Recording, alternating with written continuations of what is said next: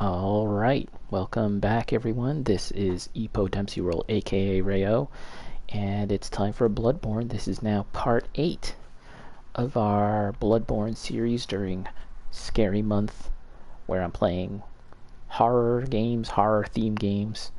To be honest, Bloodborne isn't strictly a horror game in the sense of Resident Evil or Silent Hill. It definitely has horror themes, of course, no doubt about that. And there's definitely scary moments in the game, but I wouldn't categorize it in the same, in the same category as those games, right? But I really do like games that are horror themed, but not necessarily, survival horror, right? Because actual scary games, I don't know if I can handle all too well. I'm in the Chalice Dungeon right now. Let's see if we can take on this boss. Let's see. I don't think this boss was particularly hard, but I was trying it out earlier this morning, and was kind of struggling, not gonna lie.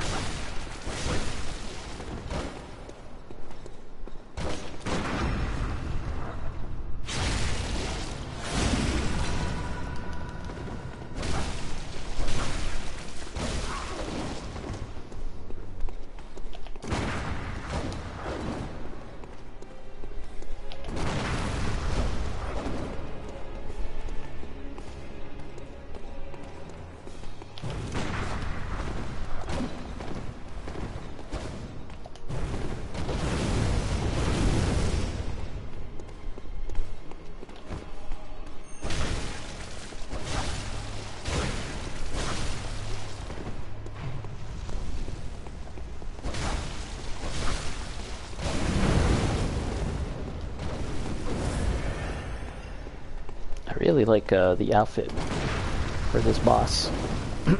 I think you can get pretty much the same outfit. Oh my gosh.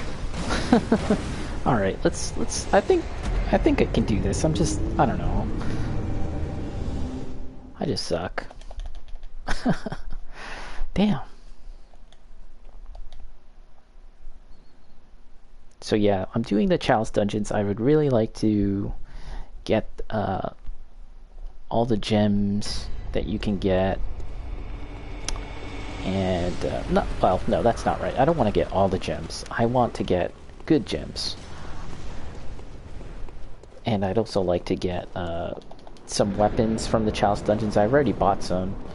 There's like a Bath Messenger that you can buy stuff from.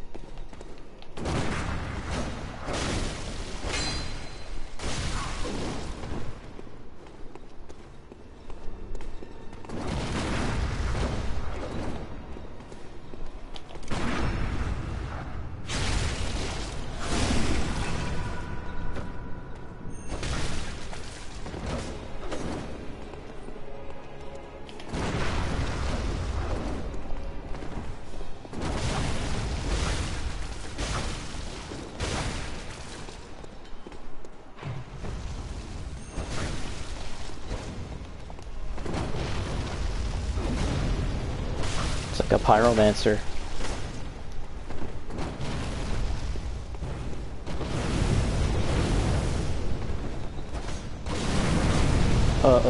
Bad. Holy crap, the damage.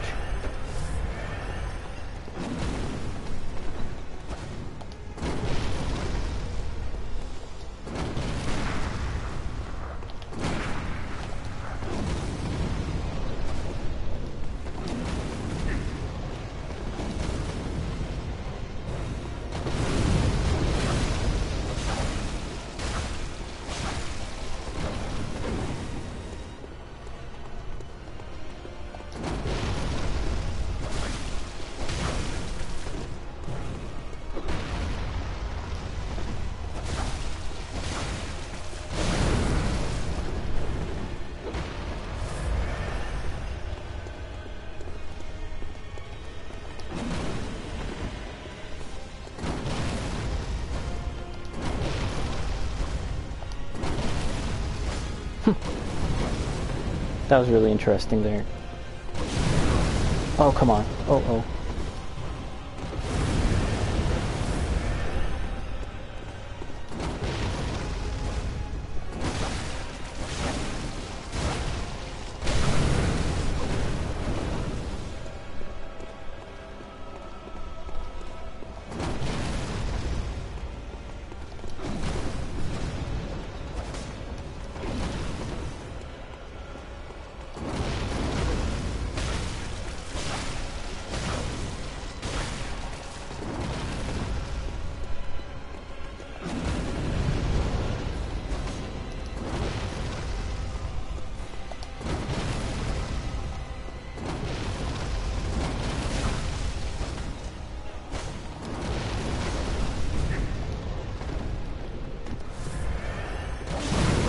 Oh, oh, bad, bad, bad.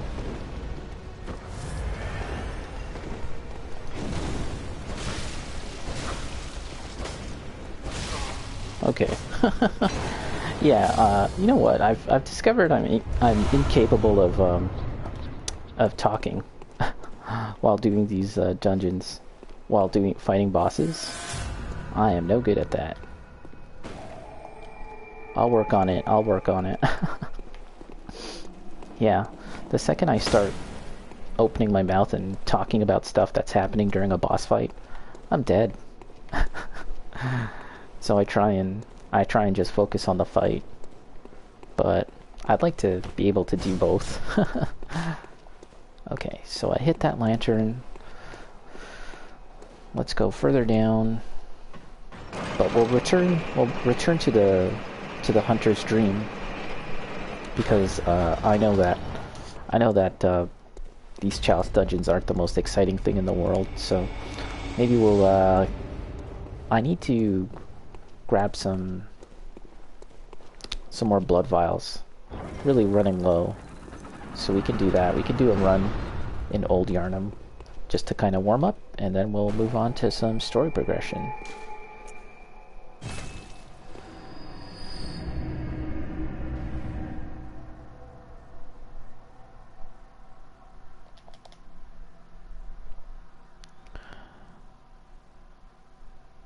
Yeah, last night I was doing more Chalice stuff. I'm trying to figure out how all this, what do they call it? The false depth dungeon stuff works, and I started to give it a go. You know, I've been reading up on it for a few days now, and watching videos, and I kind of understand what to do. I mean, at the end of the day, if all I did was just follow the instructions that they lay out in the Google document, I think I'd be fine. But I'm trying to really get a firm grasp on this in case I ever need to you know, relay this information back on Twitch or YouTube. But you know, I don't know. It's just a little hard for me to fully understand. Maybe that's just a me problem, but I'm following the guide. And you know, I'm kind of progressing through it. Ideally, I'd like to get through all of that so that I can get to the good stuff and start doing the fetid, rotted, and corrupt. Is that the FRC dungeons, as they call them? I'd like to get to that because that's where the best gems are, supposedly.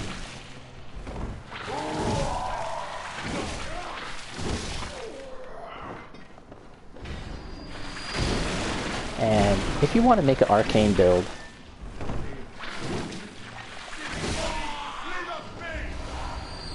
there's only so much you can do in terms of getting good damage out of an arcane cost parasite build, that is. There's only so much you can do in terms of getting good damage out of the parasite itself, leveling it up properly,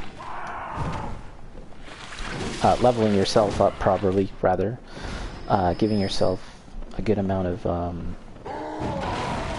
arcane, and then it really is up to the gems that you put into the weapon itself. And actually, I can show you this. Let's see. So this is the cost parasite that you get from defeating the orphan, the final boss of the DLC. And I've leveled it up to +8, but in doing the dungeons, I was able to purchase from the Bath Messengers the Uncanny Parasite and the Lost Parasite. I believe the Uncanny Parasite is the ideal setup, I think. The Uncanny one. I bought both just to, make sure. So I might end up, I might stop the progress in leveling up this one, the one I'm currently using, and move on to this, the Uncanny Parasite, and start leveling that up. Because this is apparently the better one. I mean, in terms of statistics, when they're not leveled up, they're virtually the same. The difference lies in the gem slots. As you can see, the Uncanny has a radial, a triangular, and then a radial.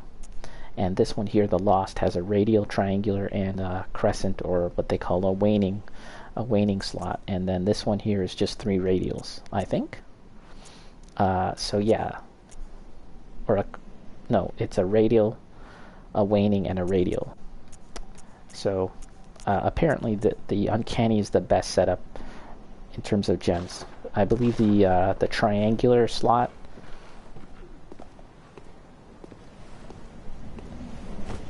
really benefits from arcane. You can put good arcane gems in the triangular slot. I guess that's a better way of putting it. Okay, let's yeah, so I'm just sort of warming up right now.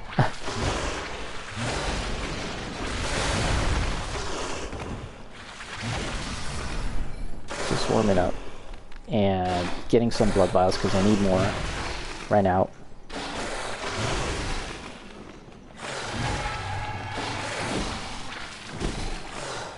So because I've been sort of watching videos, a lot of informational videos about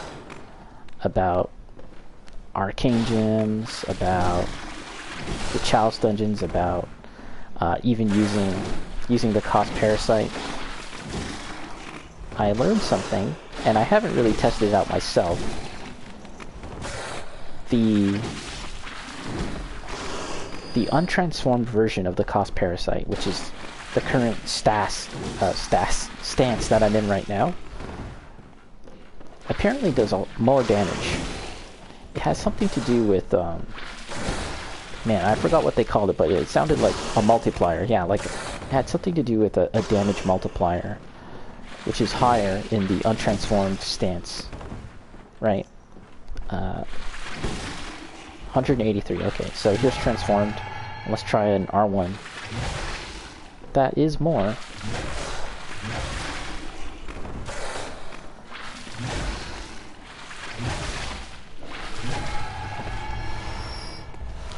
That was more damage in the transform stance, so that's different from what I was hearing. But I'm guessing there's a lot of variables involved. So, yeah. Anyways.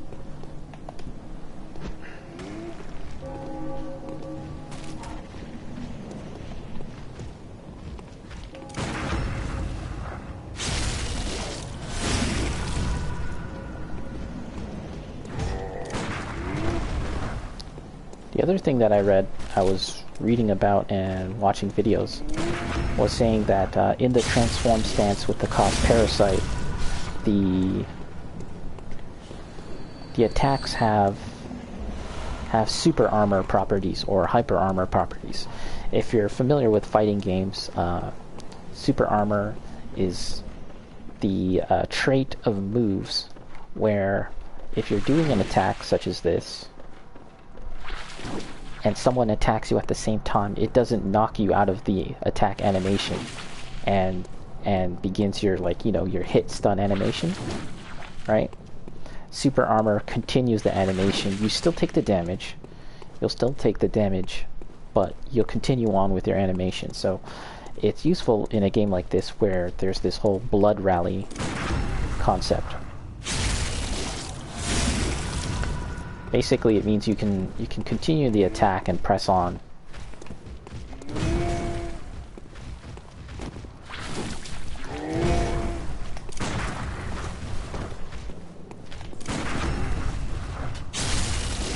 Without getting knocked out of your attack animation. And again, you'll still take damage. That was big damage right there.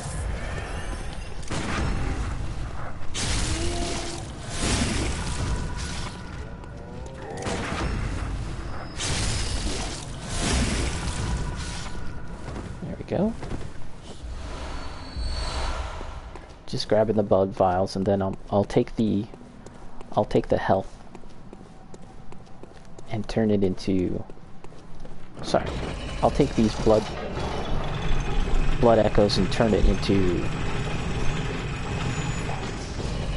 more blood vials, I think. Because you can never have too much. Especially those boss fights. Like, I thought I had collected a fair amount of that stuff. Oh boy.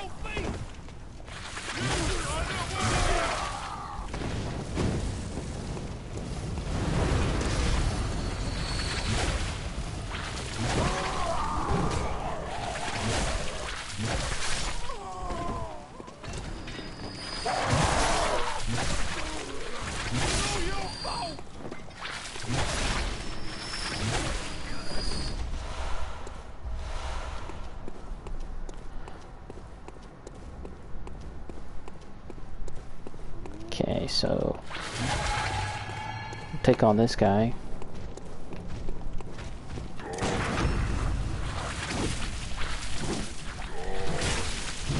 Whoa.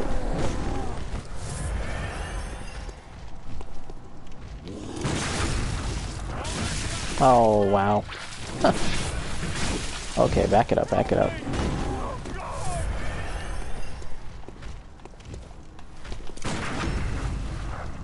Go. Okay.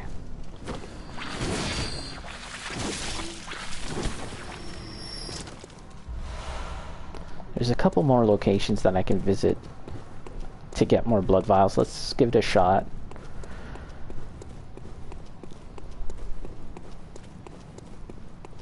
Ideally, you want to attack the ogres. Here's Bacon. Bacon was informing me about the ogres dropping 2 blood vials. I'm trying to attack the blood vials. Back to farming for vials. Yep. Battling Embriatis in the Chalice Dungeons depleted practically all of my blood vials. So, trying to farm for some more. I'm in a pretty comfortable spot right now. I think I have about like plus 150 blood vials, and also I'm running out of quicksilver bullets too, so I gotta get some of those.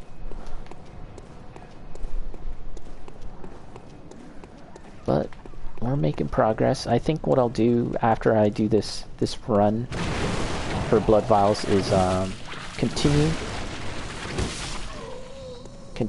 the main story progression. We'll attempt Rom, try and fight Rom. Actually, I also fought Rom in the Chalice Dungeons as well. The fight against Rom is a little easier in the Chalice Dungeons. When it starts to use like the meteor spell attack, you can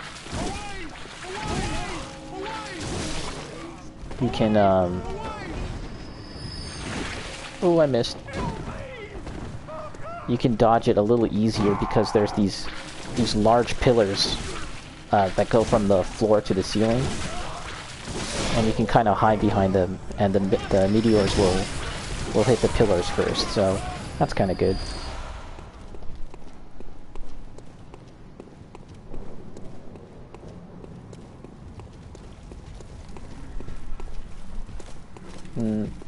Alright, this guy, I'm assuming that he drops blood vials too. I don't think I've actually checked. We'll see. This is a great design for an enemy, these guys. They look great.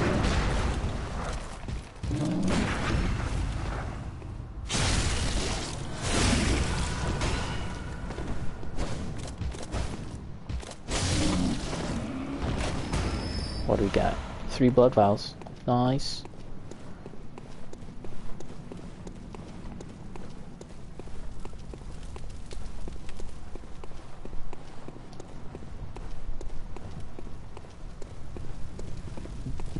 I was thinking in some ways this run with the cost parasite, you know, I haven't actually used the cost parasite all that much, and I probably won't be able to use it as a viable weapon until maybe even New Game Plus Plus, just because you know, you really want to get the stats, the arcane stat as high as possible. You really want to get all the good blood gems that you can find. Let's not get scared and surprised by this guy. I always get surprised by that guy. You can see the damage is a little better now. I'm killing them in about 3 hits. They're practically dead at 2 hits. It's just a little sliver of health left.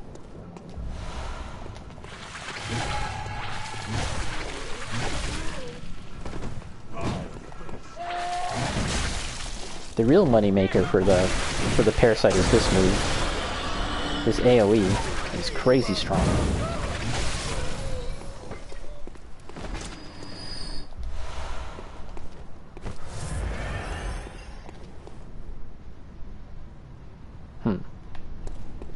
I'm wondering if it's faster to go the other way around. I want to get to the big ogre on the other side. I wonder if it's faster to get through there without having to fight all those guys.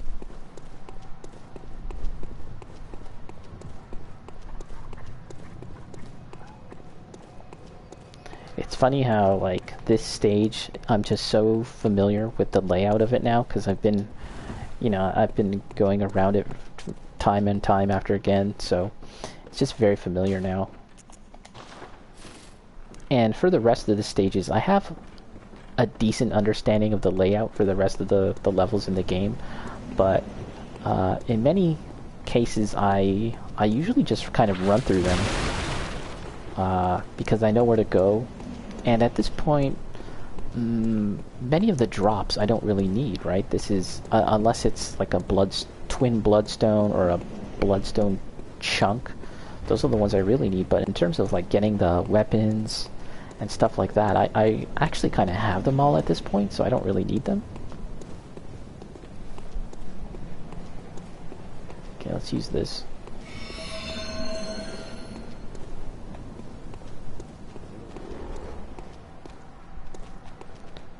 And then there's some levels that I always just run through, like the Nightmare of Mensis.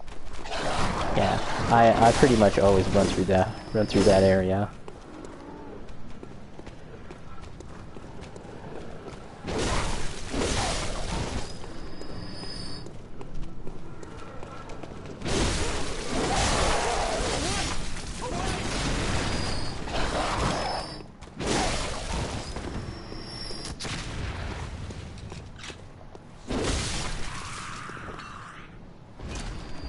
Any drops? Quicksilver. I do need those.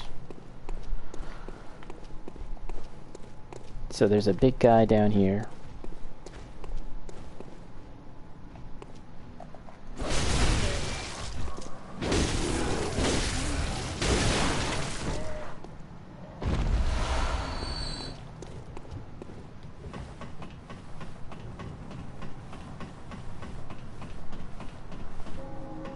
Also, with an arcane build, and if you're using this weapon, the Moonlight Greatsword,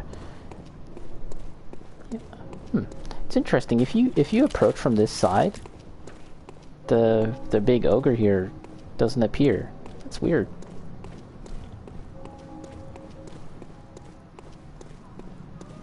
Yes. As I was saying, if you're using an arcane build, and if you're using weapons like this or the cost parasite, you end up using a lot of quicksilver bullets. In the past, when I've played this game, I never really used quicksilver bullets all too much, right? But it's basically the resource needed for using your spells, your hunter's tools, like this, Black Sky Eye, Augur of Ebriatus, Accursed Brew. So, yeah, between that and then the special attacks of the Moonlight Greatsword or this one here for the Cost Parasite. Oh, look who it is. How'd he get over there? That is so weird. I didn't even see him get here. That is so weird.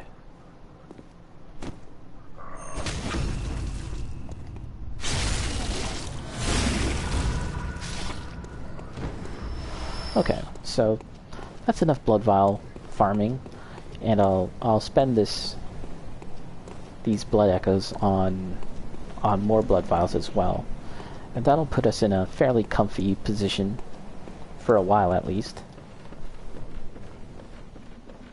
until I fight another boss that completely stonewalls me. God.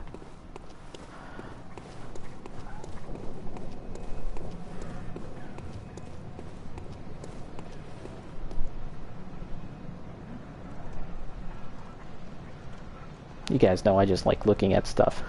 Alright.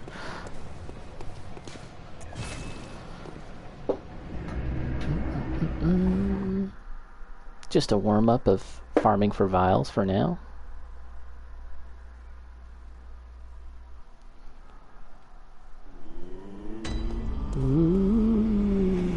Okay. I don't think I can get a level, because I'll definitely go for a level if I can. Very well, let me... No. Oh, actually I can. Well.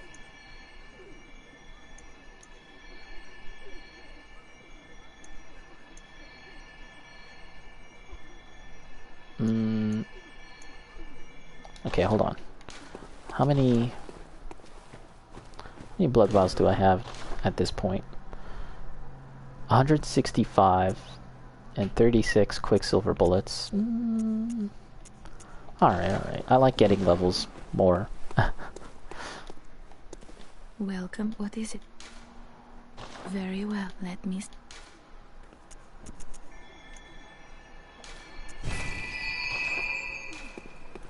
Farewell. Okay, and let's buy the rest.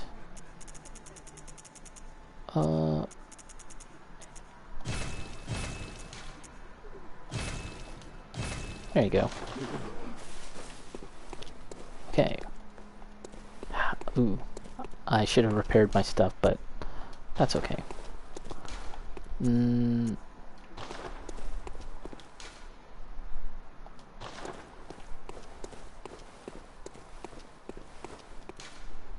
Graveyard of the Dark Beast.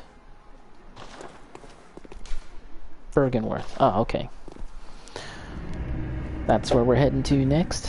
Bergerworth. Once you defeat Rom, the state of the game world changes. So I wonder if there's anything I should do before defeating Rom. I might look into that, but let's just go through the stage. And as I said, for the entire forest area and many other areas, I've been kind of running through them just because I kind of know where to go, and it's not too important right now for me to get all the drops. This is New Game Plus after all. But this time around, let's be a little more methodical in going through this area.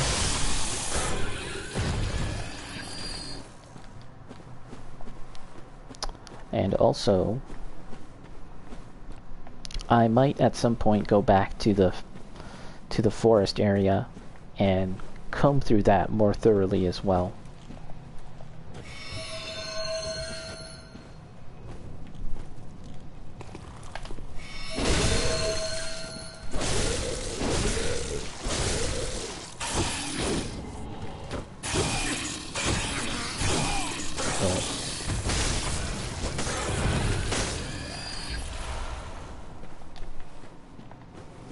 Okay.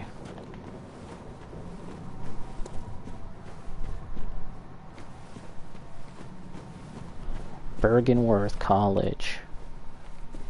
College or university? Is this a state-accredited college? Or is it like one of those fake colleges?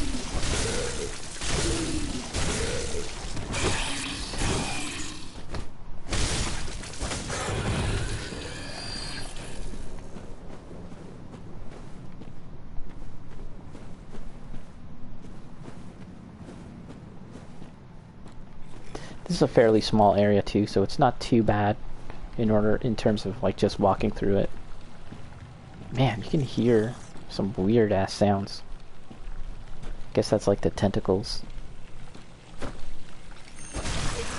Ooh.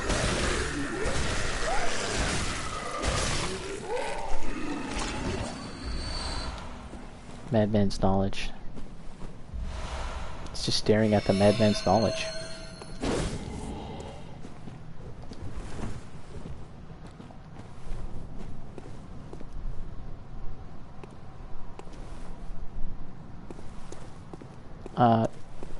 No, I don't think this opens. Okay. Gotta come around.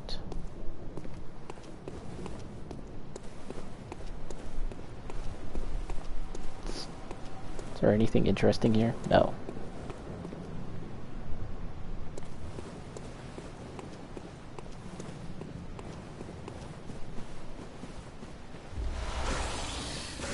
Oh, I forgot about that. Oh, twofer. Ooh, they're fast too.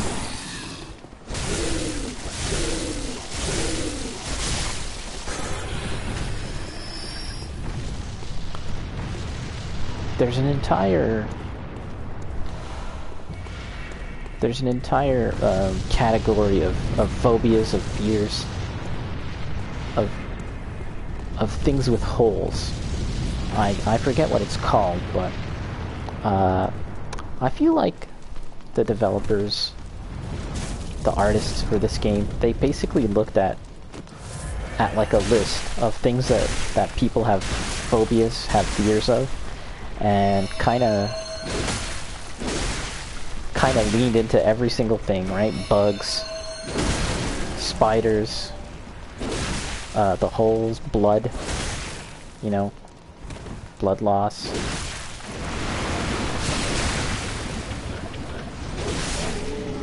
Fear of tight, closed-off spaces. Fear of the water. I'm sure there's like a phobia for the moon or something.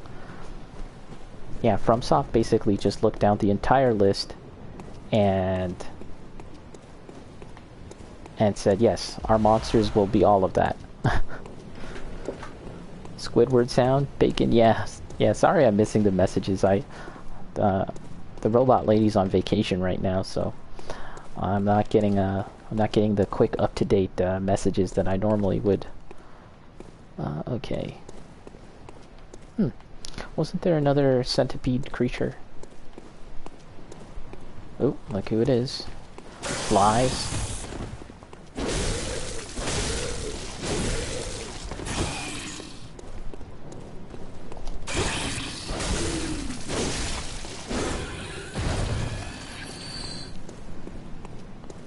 I remember watching a video about the DLC for this game, and you know, talking about the actual historical connections it had to the whaling industry in Japan and other, you know, mythological, religious connections to real life stuff, right? But it also mentioned, the video I'm talking about also mentioned how the snail people that you see in the DLC are reminiscent of Junji Ito's Uzumaki. There's a scene where, well, there's like, you know, spirals and are a prevalent reoccurring theme in Uzumaki, of course. But at one point, someone becomes a snail, I think. And yeah, the snail people are very reminiscent of Junji Ito's work. And it kind of got me thinking, Junji Ito was at one point going to work on a video game with Hideo Kojima and also Guillermo del Toro, Silent Hills.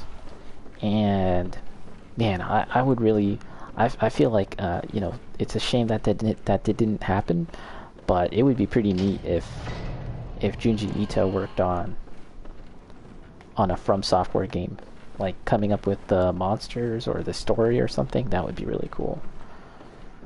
Like if FromSoft ever made a game set in the modern world, that might be interesting too. Oh, she's got that. Oh. Okay.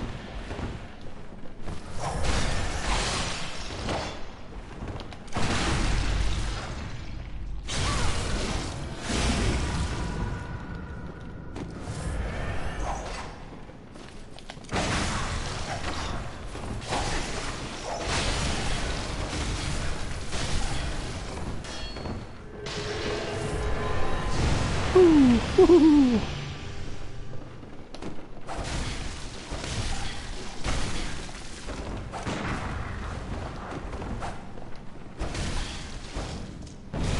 Oh.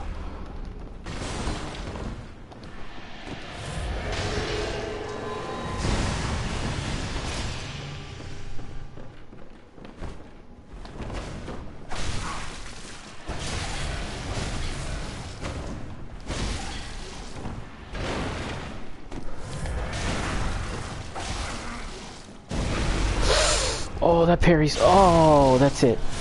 God damn.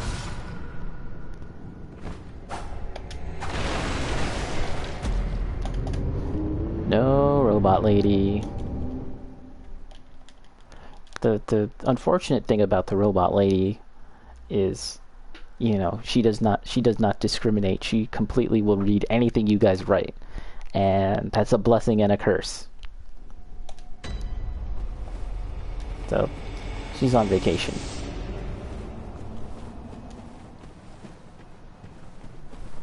Shall we try this thing? Maybe I'll try... Let's use my own tentacle pal.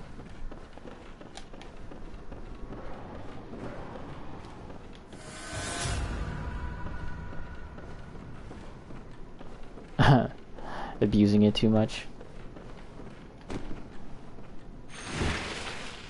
Well, I mean, there's a reason why Eris has that lock behind, like, a pay gate, right? Can you imagine? Uh-oh, this is a bad idea. Wow, that was such a bad idea.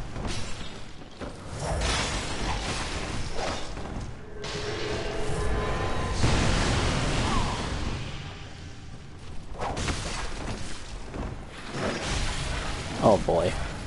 You know, there's an easier way to fight this enemy. You can actually let her walk her full patrol cycle.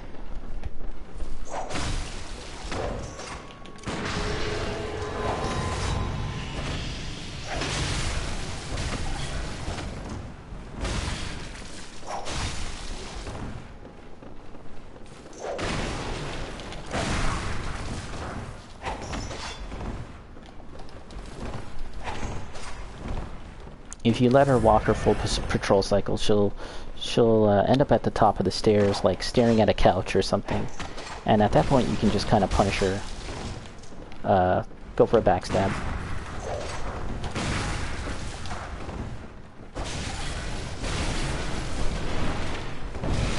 I got that too.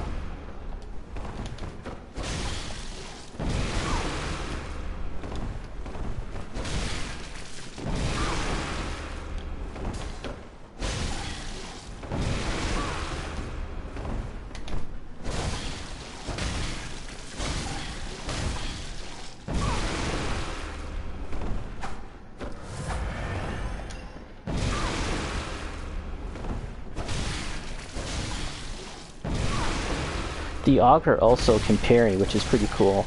I think that came out in an update for the game.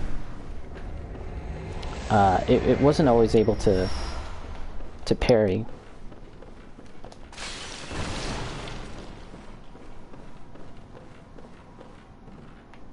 Okay.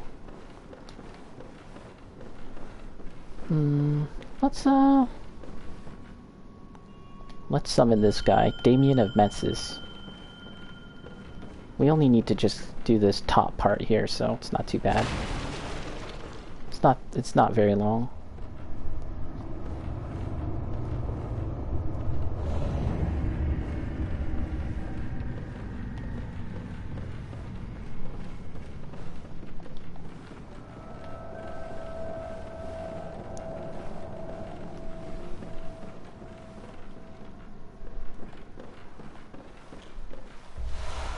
Lunarium key.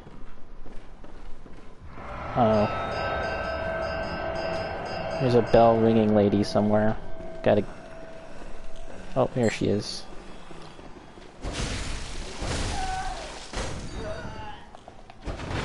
Oh, I missed. There we go. Where's my freaking buddy? Does he not climb upstairs? Here he is. Dude, do you not go up the stairs? Damien.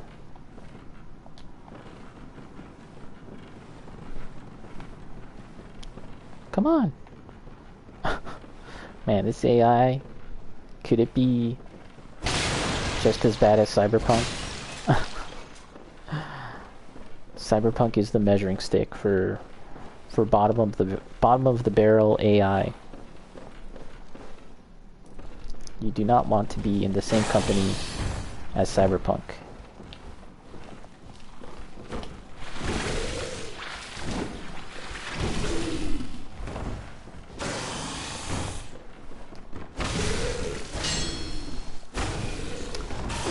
So was Cyberpunk this year? I totally have forgotten by now.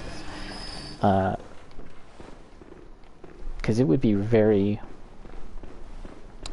amusing to me to see if anyone's going to nominate that game for anything other than maybe like, you know, biggest botch. It came out late last year, so was that in time for award season, or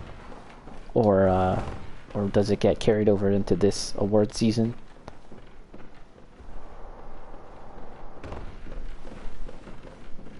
Okay, so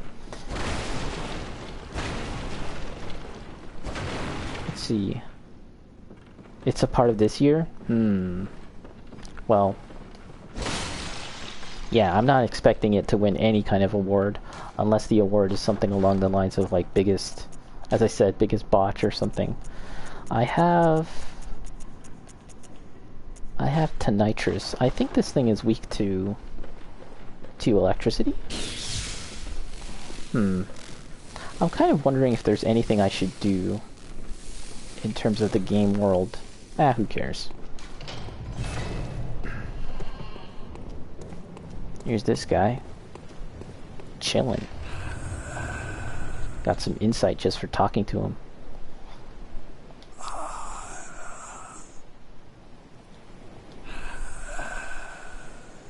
This guy wants us to go over there. I think you can kill him. What do you get for killing him?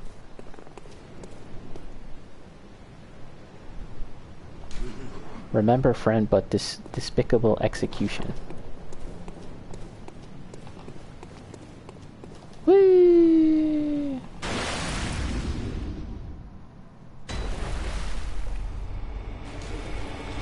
Oh, it's fire that this thing is weak to? I thought it was electricity.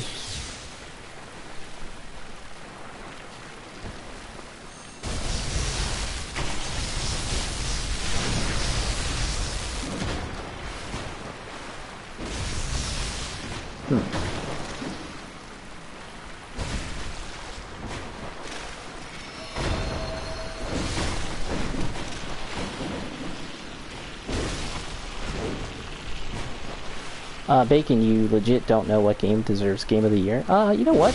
I think that's great, though. I like the fact that, you know, there isn't like a unanimous kind of Game of the Year candidate.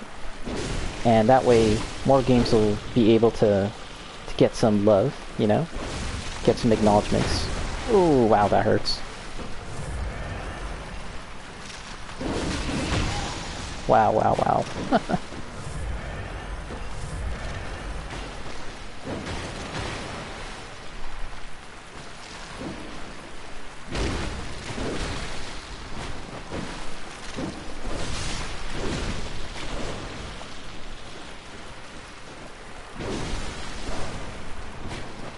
I try and hit them from the behind. That's where they're weak. If you hit them in the front, they have some defense. Okay, I think we're ready to grab this guy. Try this.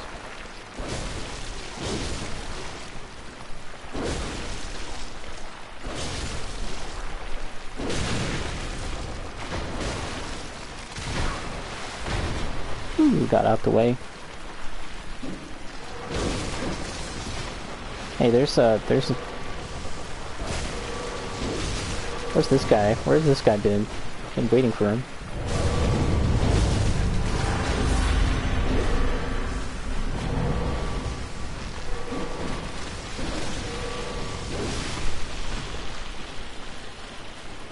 There it is. Let's be a little patient and try and take out.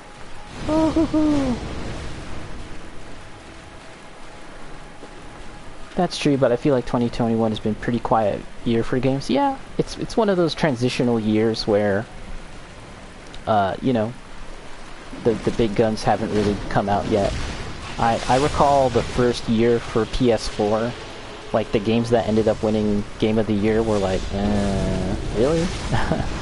What was it? There was like, it was like Shadow of Mordor, the first one, right? And what else was in the running? Dragon Age 3? Or what was it called? Inquisition? And it was like you just knew that games like that, any other year when something like, let's say, a Last of Us, or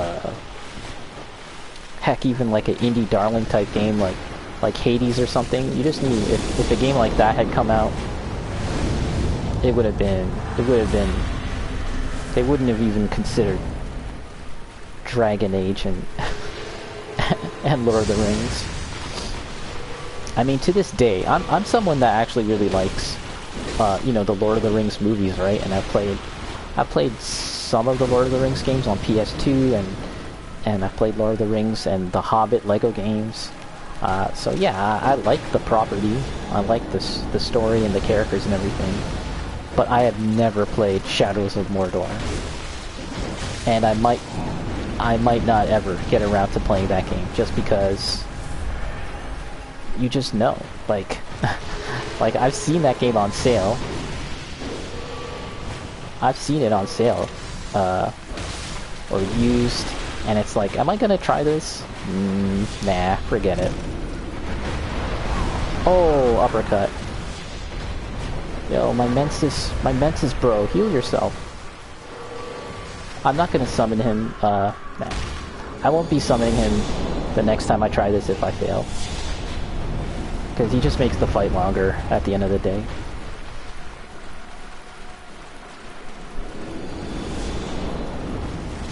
Oh. Oh. Okay.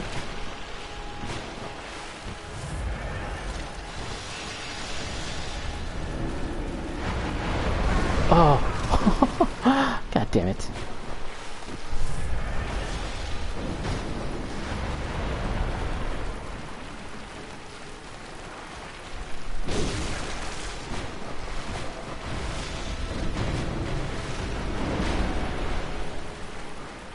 I should probably clear out some of these guys. They're kind of in the way.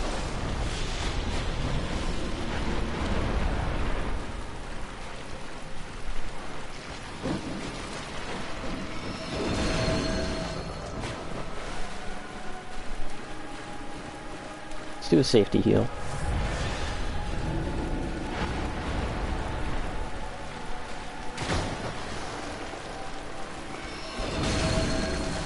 I'm just trying to be very patient.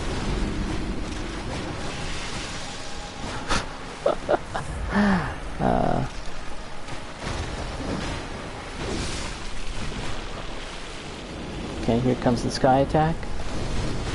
Let's roll like the Dickens.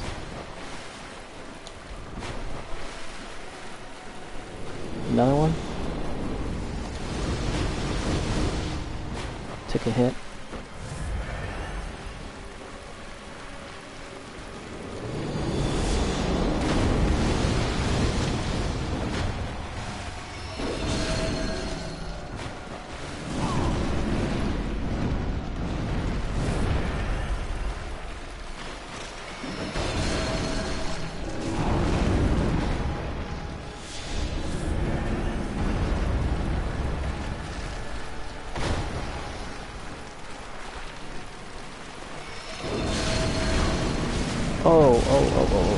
There we go. Kin Coldblood 12.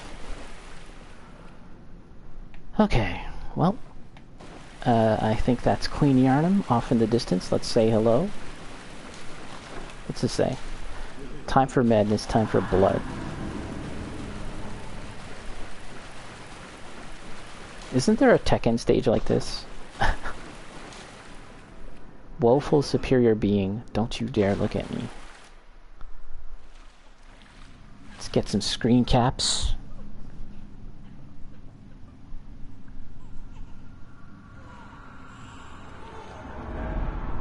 Oh, that's a good shot. I think I took a screen cap like this in a previous run. Dragon Age 2012 was pretty weak too. Mass Effect 3, XCOM, and The Walking Dead were nominated. Yeah, in the case of The Walking Dead, though, I not that I've played that game, I can kind of see where people were coming from. You have to remember that at the time, the whole idea of this kind of storytelling, which you know, what was it? Heavy Rain had kind of started, but I feel like games like The Walking Dead kind of took the same formula and perfected it, maybe. Again, it's not like I played that game. Okay. Okay, so we gotta... Oh yeah, this door is open now. And this takes us to Yahargul. Okay. I always say though, like, if you don't want to risk dying, because it's like the lantern is close by, but if you don't want to risk it, you can always just bone home. But let's risk it, because we're crazy. So these guys are being summoned by by a bell ringer. Here we are, see? Let's take this and head back. So, and yeah, Walking Dead was also like a very low budget game, and it wasn't centered around the same things that you had been seeing time and time again with other video games and like shooters and stuff like that. Certainly there was violence in The Walking Dead, but it was a very story focused game, and yeah, I think at the time it was a very refreshing kind of choice to win those awards. Yeah, you can see that the sky looks different now. Has hints of red in it. Looks a lot more menacing. Okay, so... Welcome. What is it? Very well, let me...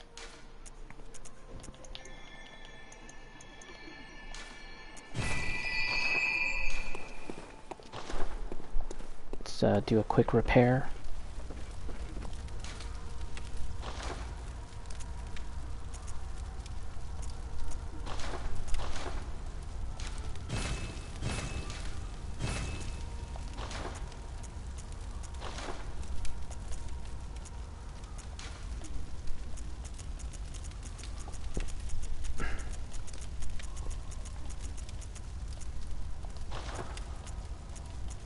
Just checking my blood gems, seeing if they're...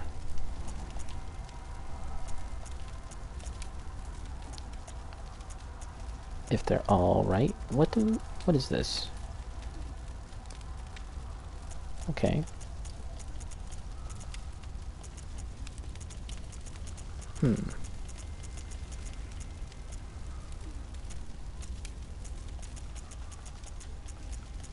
This all seems fine. I wonder if I should fortify this uncanny one now.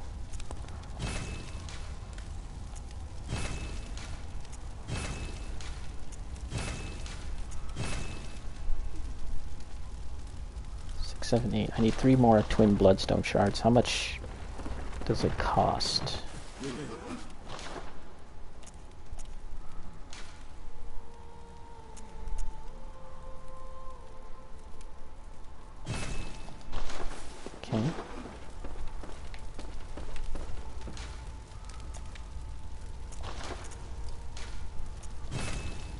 Now I need chunks.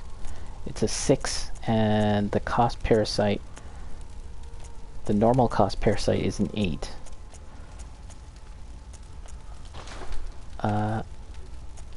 Let's see, let's take these off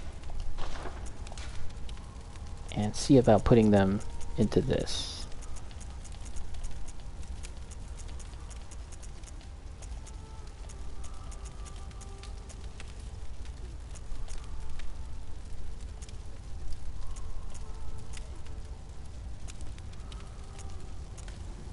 I'm pretty sure that anything here that says add fire, it doesn't actually apply to the cost parasite, because the cost parasite has has an arcane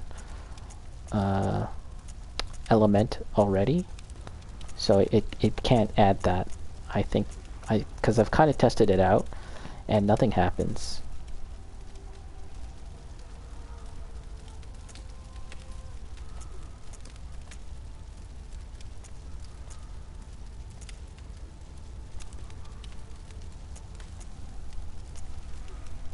Let's try this.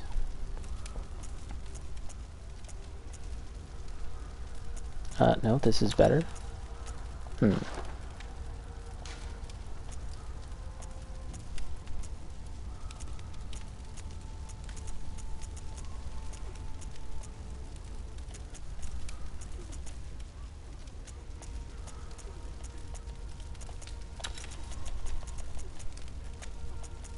Just looking for anything that buffs arcane.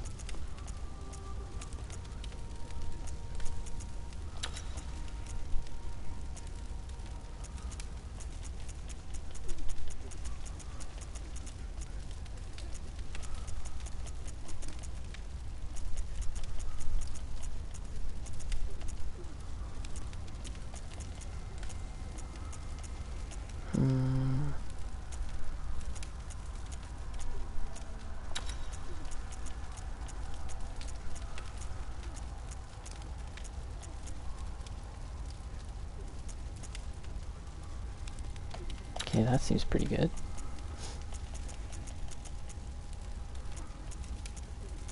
Alright, I'll give that a shot.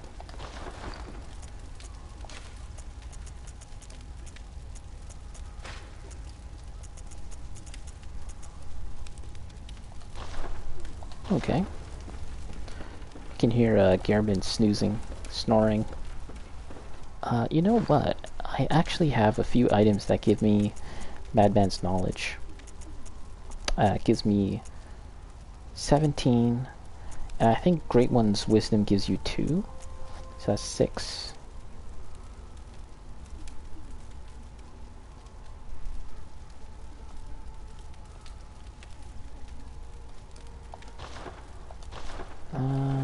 What could I buy with if I used all that?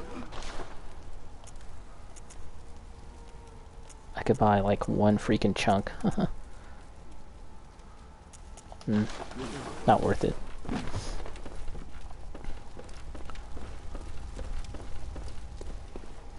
And I'm pretty sure that the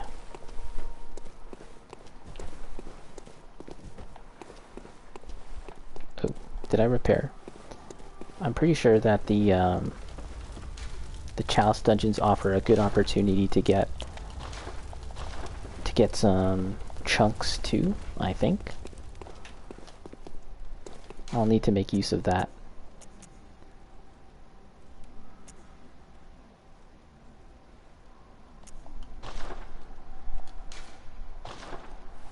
Let's go to the Yahargul Unseen Village. It's already 1 hour since I started playing, so I might take a break at some point. Let's just get a little further.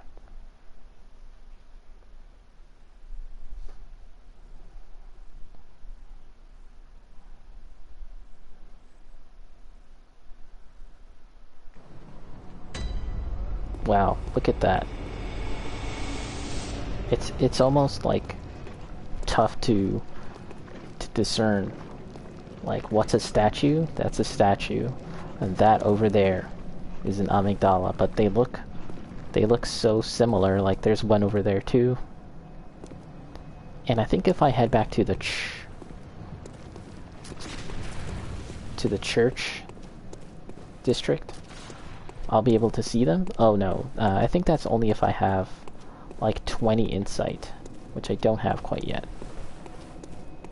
I could get that much insight if I cash in the Madman's knowledge.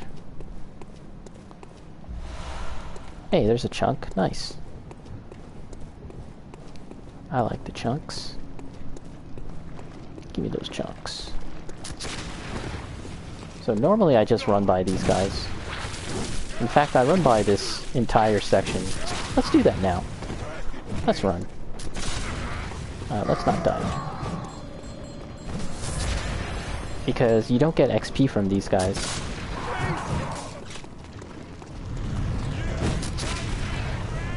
There should be a bell ringer somewhere here. And as I was saying before, eventually many of the stages I end up just running through. And this is one of them. You can see them that they're all gonna die now. Or no, they're dazed.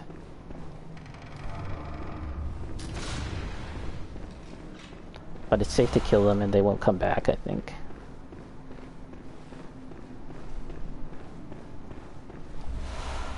Not sure if you get XP for them. I don't think so. Let's see.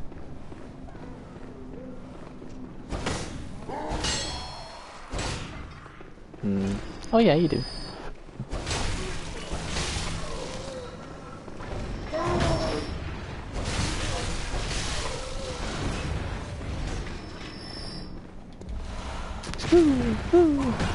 Yeah, this is, as I said, I tend to just run through this area.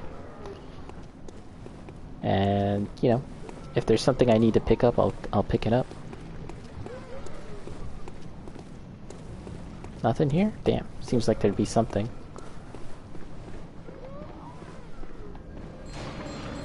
Okay, there's the bell ringer.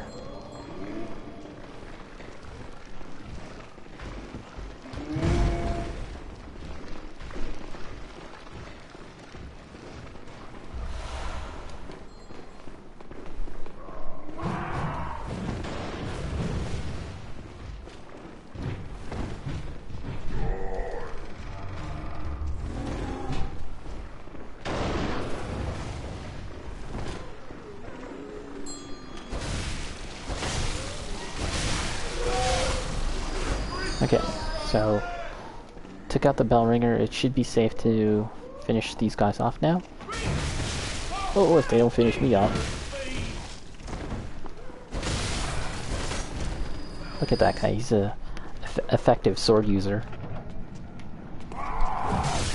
Okay.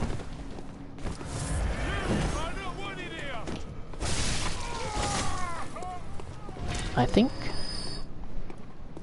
Oh, okay, let's get this. Bolt paper.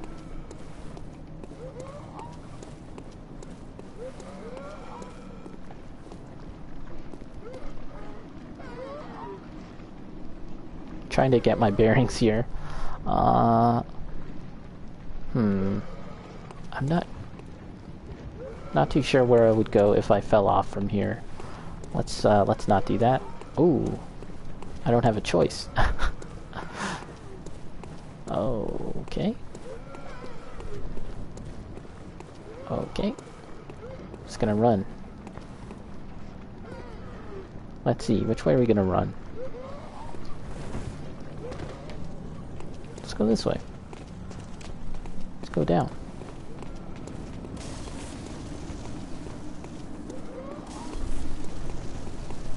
I can hear them kind of chasing me, but whatever.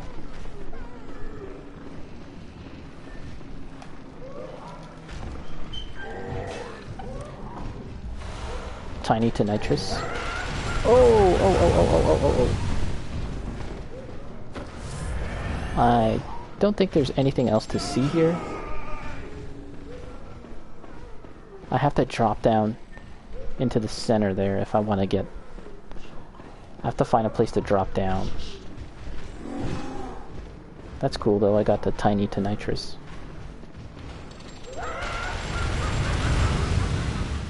This doesn't open, does it? No. Okay. Here's my exit. Going this way.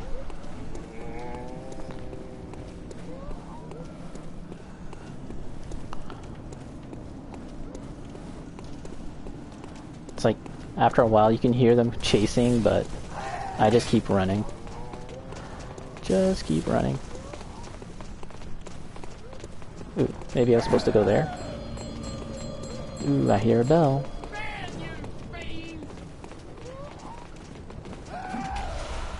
There's another chunk, yippee. Laser. Okay. Am I alive?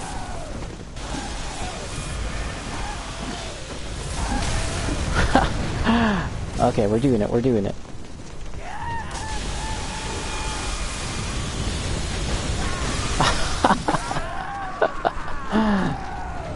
Shit. Woo!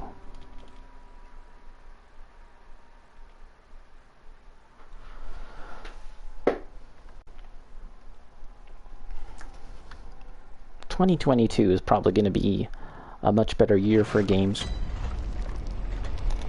In terms of finding, like, those Game of the Year quality type games. I mean, Elden Ring, of course, is going to be a candidate, I think. I mean, who knows, right? Imagine if Elden Ring sucked. That would be something else. I mean, it's possible.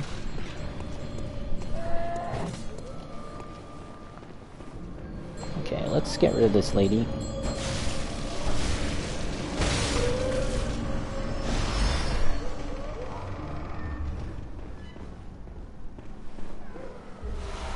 Frenzied cold blood. Whew.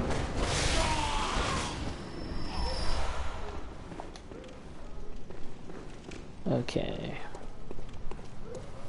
This is the normal way.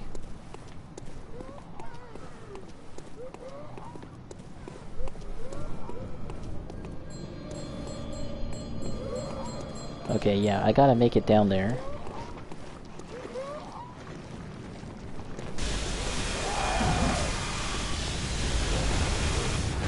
Okay, let's go, let's go, let's go. Let's go, let's go, let's go, let's go, let's go, let's go.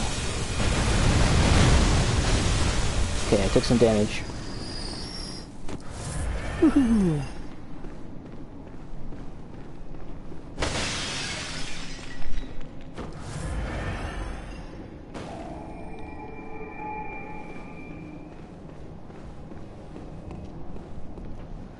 I'd say Elden Ring and Horizon should be nominated next year. Yeah, they definitely have the pedigree. They definitely, you know, on face value, knowing what we know of the developers and their past games, there's definitely a good chance. But who knows? Who knows?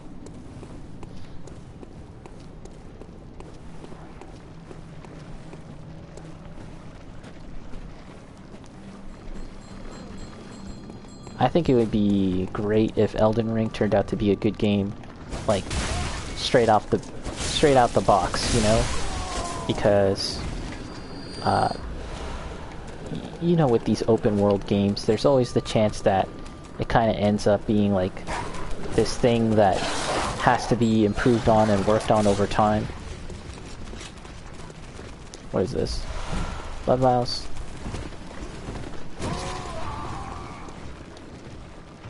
You know, they get updated and they get better eventually.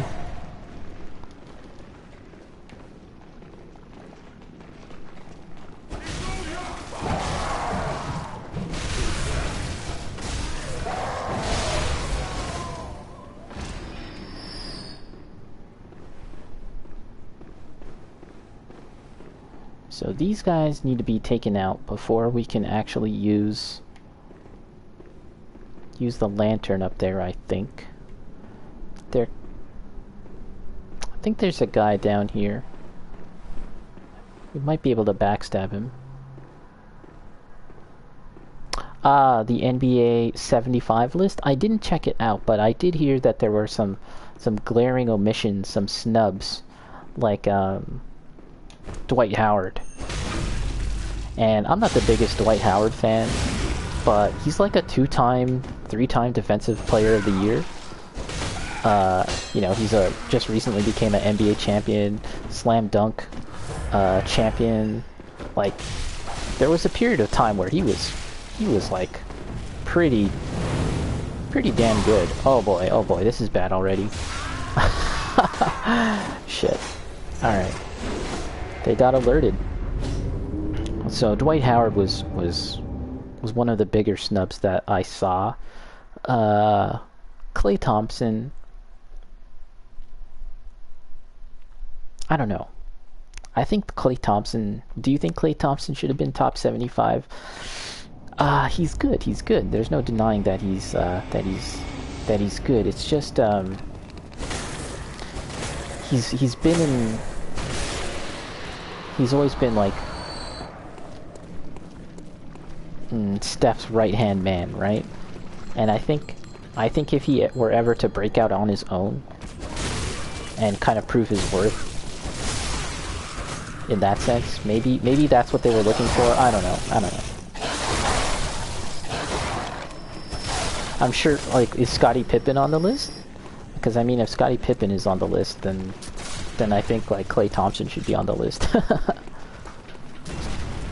You'd pick Klay over Ray Allen or Reggie. The thing about Reggie is that he doesn't have a ring. I mean, I guess neither does Charles Barkley. But Charles Barkley was a beast. He just unfortunately was living in Michael Jordan's era. Alright, let's try and take this guy on. What do we got here? I want to just pull one. The Rock. If I can just pull one, I can fight the one guy. Shit, I hear... God damn it, I hear more coming already. Oh my god, they all work as a unit. That's really annoying. Oh my god. What the hell? Pippen is in the top 50. I mean, he's got like rings, so that makes sense. As does Klay. T-Mac also got snubbed? Damn. He's in the Hall of Fame though. I guess there's a lot of people in the Hall of Fame that got snubbed. Who made that list, by the way? Was it like was it the NBA itself? Is that like an official list from the NBA?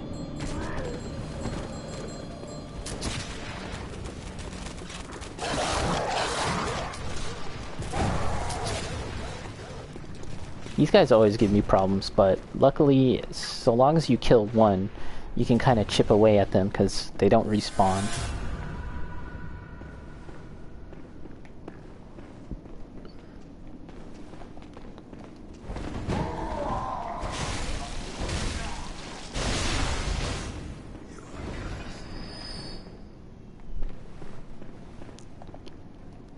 Okay, let's try this strat. Let's try this.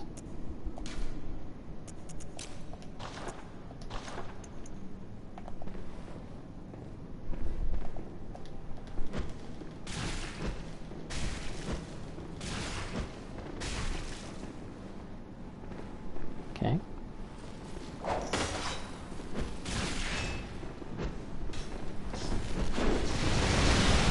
Ooh, somebody's got tiny to nitrous.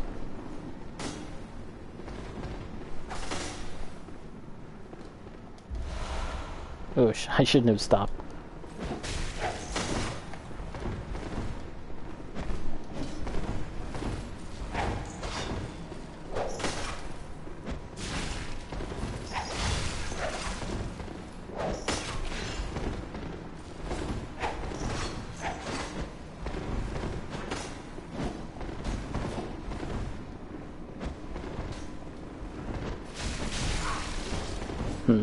This strategy isn't gonna work.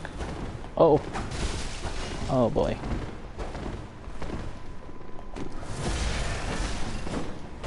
I'm stuck, I'm stuck.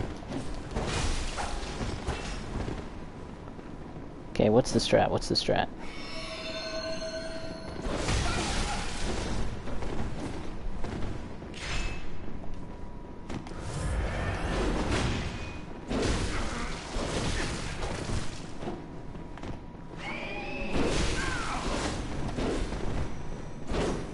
Guy's got his beast claws. Okay, let's not get flanked.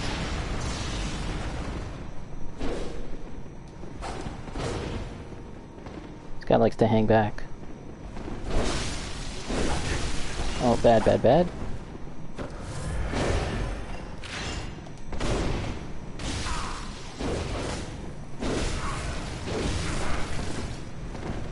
This guy's almost dead, so we should focus on him.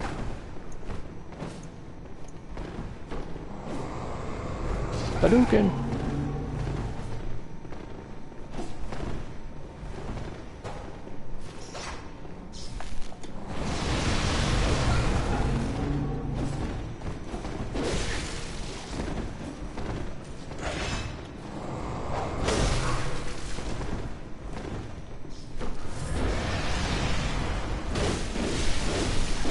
Whew. Oh, crap. I want to get this guy at least.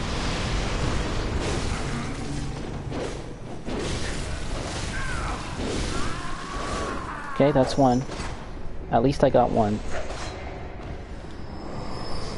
Hadouken!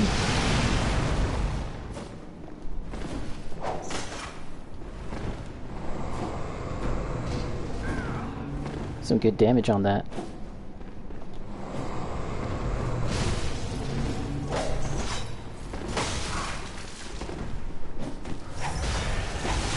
Ooh, the whips, the whips. I know the whips well. That was my first weapon in Bloodborne.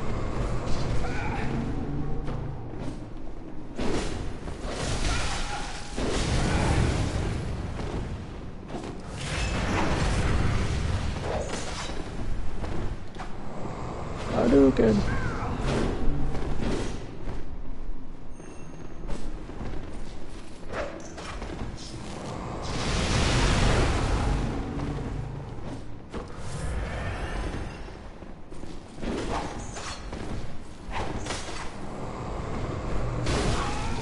Okay, good, good, good. Now we gotta fight. 1v1 me, bro. Let's risk this.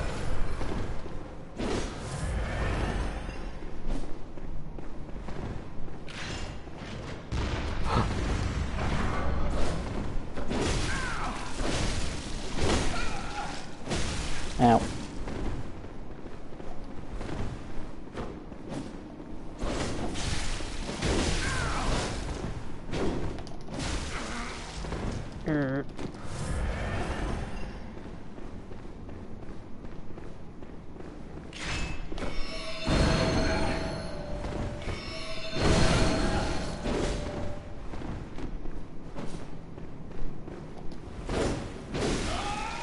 Yay, I did it.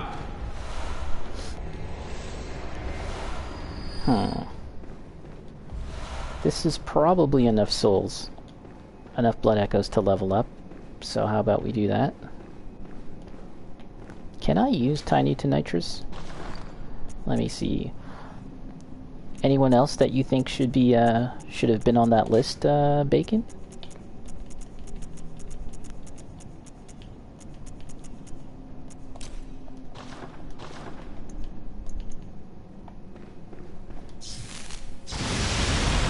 That's really cool.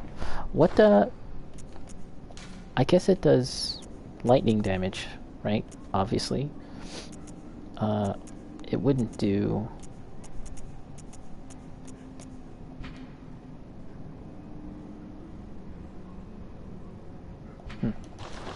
I think there's another weapon. Oh, you can get the Tonitrus outside. Outside here. What else? Are there any bloodstone chunks that I can get here? Maybe? Okay, I hate those things. That thing is actually... Can this come inside? It can. Great. Yeah, let's go back. Oh, frig. Can I? Oh my gosh, it's not letting me. I think I have to kill this thing.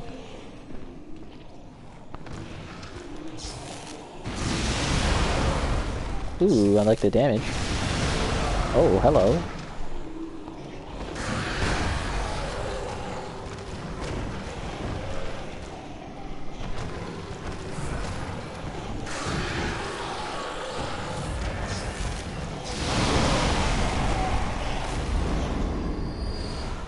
King Hunter's Damp Blood Gem. Oh, this isn't a thing? It's Bruck up.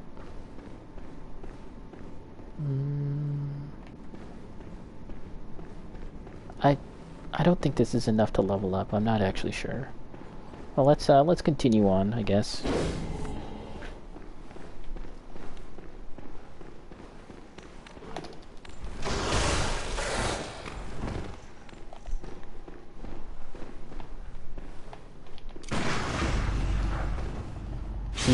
These werewolves are like super gross. The original werewolves are pretty freaky and scary, but these ones are on a whole other level.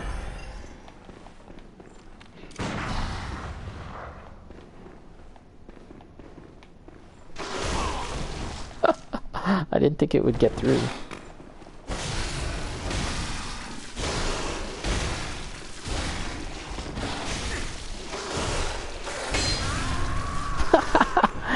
God damn.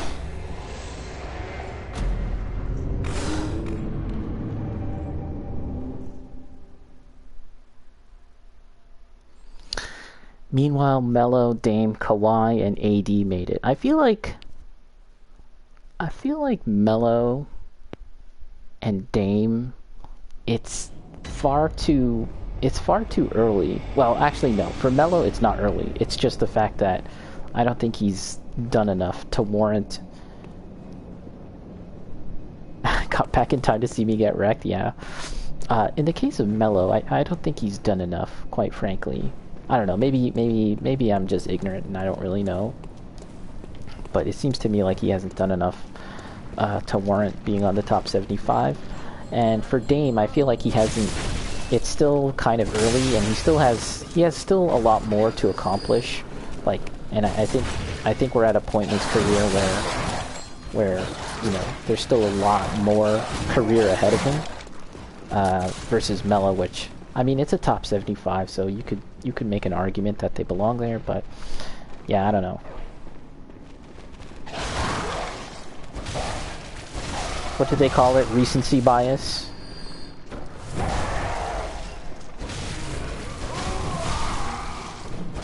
I'm sure there's like a bunch of guys from the 60s and no one's making a case for them because, you know, it was like the 60s and and barely anyone remembers it or something, right?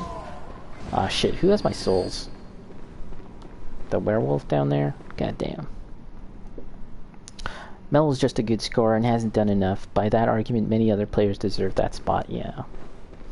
Yeah, and, you know, basketball's more than just scoring. I saw the Lakers have lost 2 in a row now, and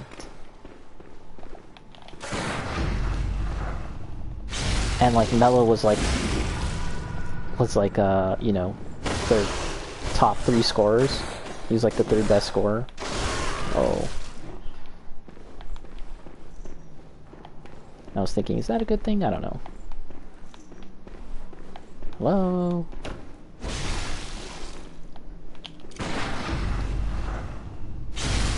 Is this the guy with my souls?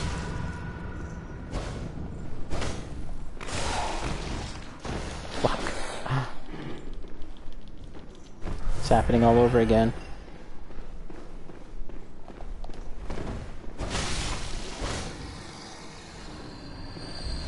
Damn.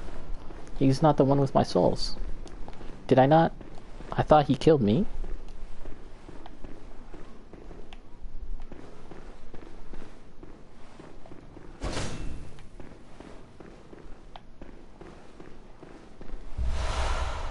Quicksilver bullets.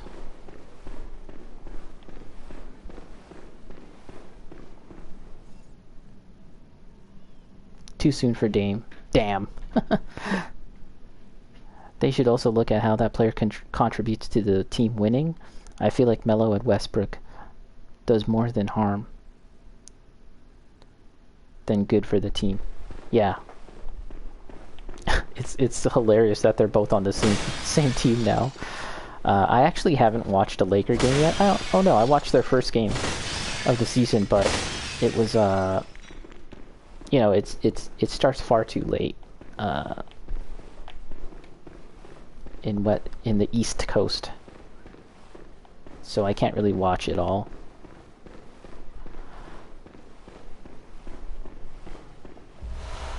Bloodstone chunk. These are the bagmen. Look, there's his bag. What is out here now? Remember cooperator. Oh, it's the same. Yeah, okay.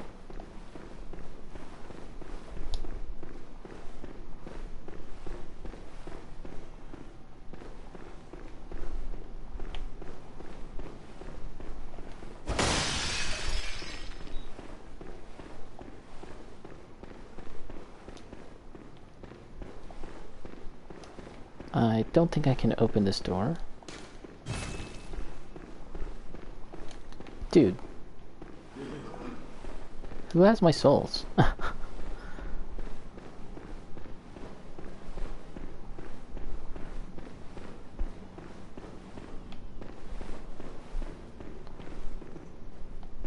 Okay, these little scuttlers. I think there's an...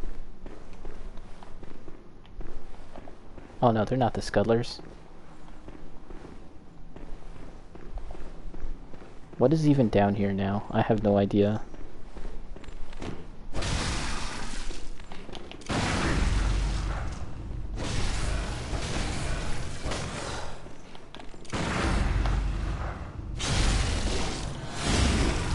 Maybe it's just sitting on the floor. I'll have to check.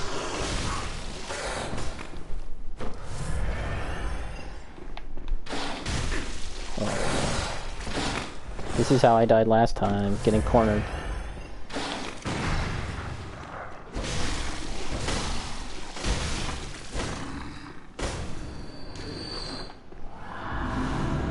Twin bloodstone shards. Madmen toil surreptitiously in rituals to beckon the moon, uncover their secrets. Ooh.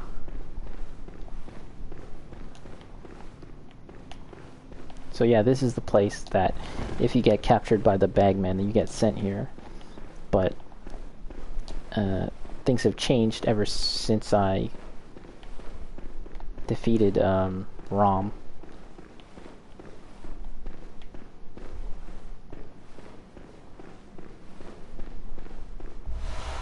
Bloodstone chunk. Or is it that it's like this is like the nightmare version of the same area? I kind of forget, to be honest. Okay, let's take a look and see if my my blood echoes are on the floor. Unless I did get them back and I just wasn't paying attention. You know, I mentioned it before, but this area of the game is really great to me, just because a lot of these shapes, these this thing here, these things covered in cloth, they look like the bagmen. Like if you see them from far away, they're like almost the exact same height. Their silhouette, like right here. So you could like mistaken them for bagmen. It's great. I love that.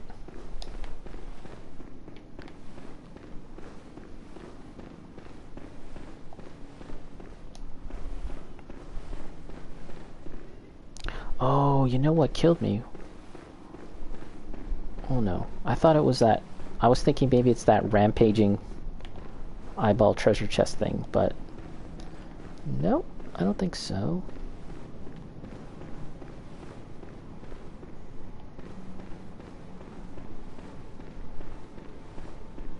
How about we turn off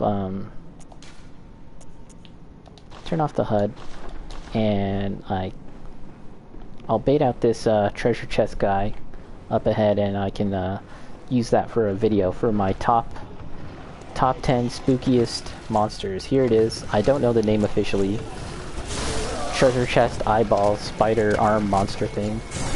Let's just let it come to us, and we'll yeah. There it is.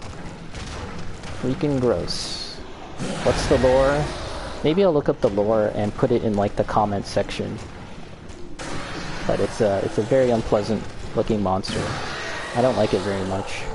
And to tell you the truth, most of the time I avoid fighting it. Is it gonna kill me? It might kill me. Okay, we have a chance. Most of the time I avoid fighting these things. But yeah, here's an opportunity to kind of get a good look at it. There we go. I don't have the monocular, unfortunately, but yeah. In some ways it kind of reminds me of the Dark Souls 1 boss, Nito. Nito is comprised of a bunch of skeletons, and this is just like faces and arms. I thought it was eyeballs, but yeah, it's just arms, and it's kind of connected. It all connects to like a treasure chest down there. It's very unpleasant to look at, and it's creepy, and I want to say goodbye to it now. Let's get some more blood. There you go. There it is. Gross. Hey, Beast Hunter's Damp Blood Gem. Okay, let's turn on. If we find more... Oh gosh, you know what? I was supposed to take screen caps of it. Well, I guess I could do that from...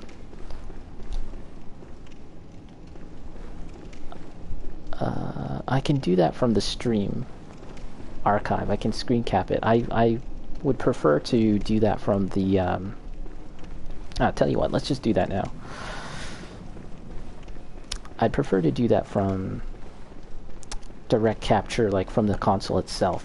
There'd be less compression that way. Oops. Okay. Let's just do that. We'll get some pics of it, and then I'll continue on with this stage. Let's just run around the stage and try and find whatever it is that we need. I'm not in the mood for fighting right now.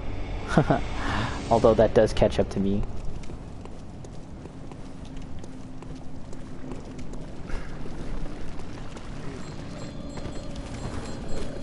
There's the bell ringers back there.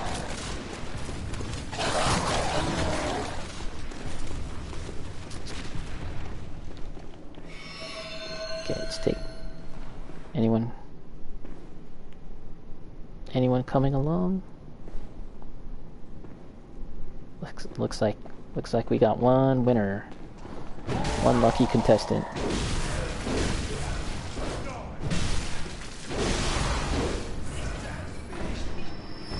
Wow, did I just get hit by rage?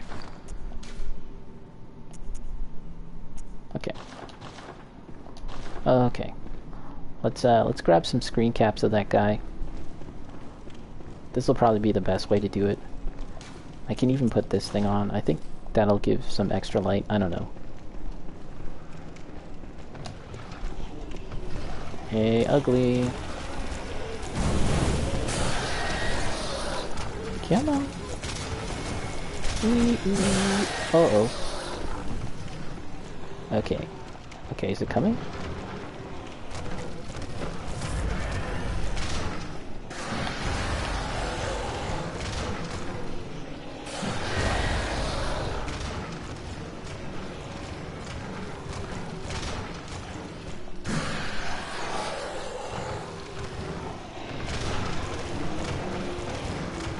There we go.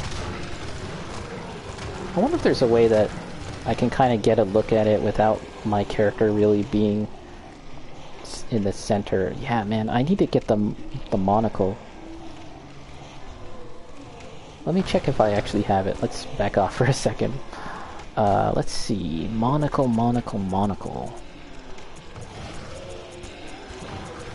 Ah, here it is. There we go. Now we can take a good look at this thing. Wait.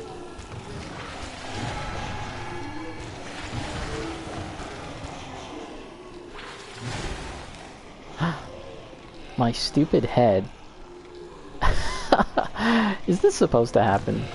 My dumb head is in the way.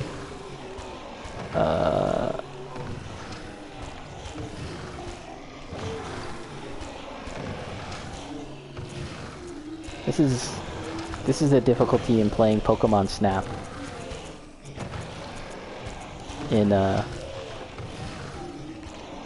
Wait, how do I take this thing off? Oh my gosh.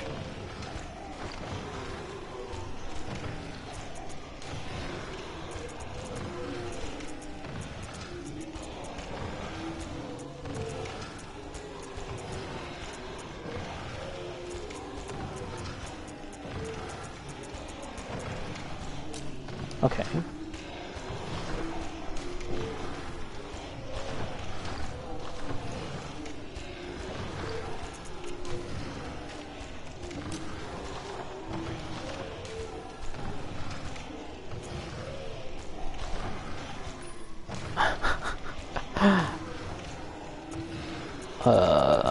Hold on.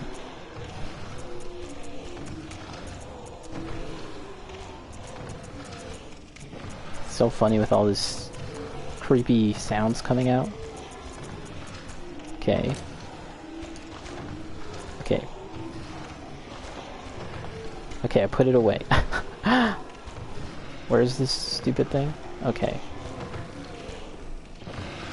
Let's get really close.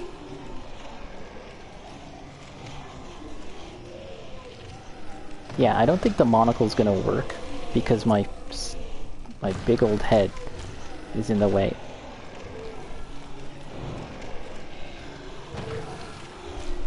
If I...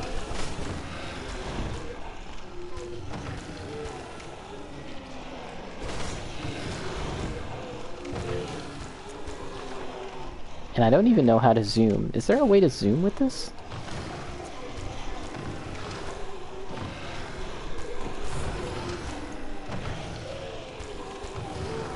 Goro, what's up? Yeah.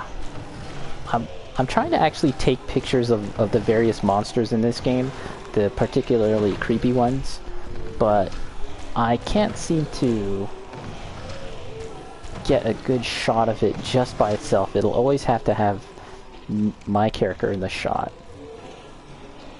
Well, let's just get another... There's a way to go into first person. Yeah, my cauliflower head is getting in the way. I mean, it's a big and beautiful cauliflower head. Very proud of my body. You know, no body shaming here, but it is cumbersome. It does get in the way. Just trying to get a good shot. It's stuck, as you can see. This creature can't come any further, which is good. All right, let's say bye-bye. I can actually, I got some decent shots. Unfortunately, as you guys have said, the cauliflower head is in the way. This is a very effective weapon against it. We'll just use this.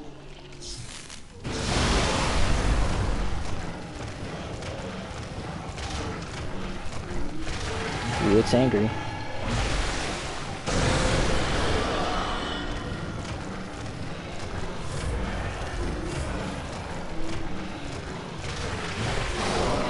There you go. Okay. So, if I want to get more shots of monsters, I'll have to take off the cauliflower head because it gets in the way. Alright, so now this area is it's very unnerving, it's very disturbing. The whole state of the game world has changed now. The moon is now blood red, and this whole area is filled with creepy nightmare monsters. I tend to just run through the area. I might do that still, but let's just walk for a little bit. I actually should take a break. I haven't taken a break as of yet. I usually like to take a break at the hour mark, but I got caught up taking pictures and stuff. Yeah, I missed the blood moon. I didn't get to see it. Or did I? I don't know. At one point I did notice the moon wasn't like white, but it wasn't red. Maybe I just didn't see it at the right time. There's a shortcut. Oh shit. That's funny, opening a door and be like, ugh. I can't remember, uh-oh, yeah.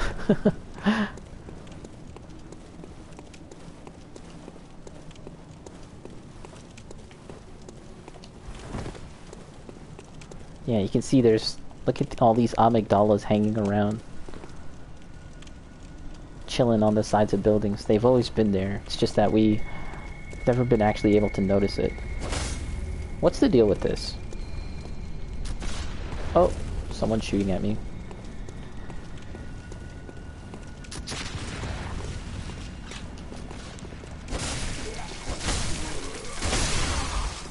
That's like Bloodborne and all Souls games in a nutshell. What's the deal with this?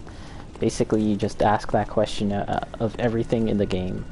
Everything and everyone and every single event is, what is the deal with this?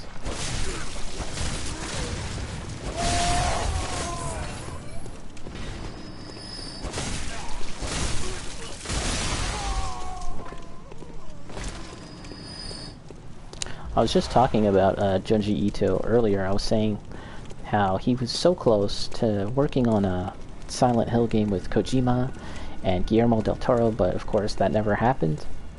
But man, I would love to see him work on a FromSoft game. Like, that would be really cool. FromSoft is now entering this stage of their career of you know, the studio is now like, you know, pairing up with celebrity authors like George R. Martin. So I wonder, you know, maybe next time they could team up with Junji Ito for the story or the monsters for a game. Maybe FromSoft could take a stab at making a full-on horror game. They really haven't as of yet. That would be very cool.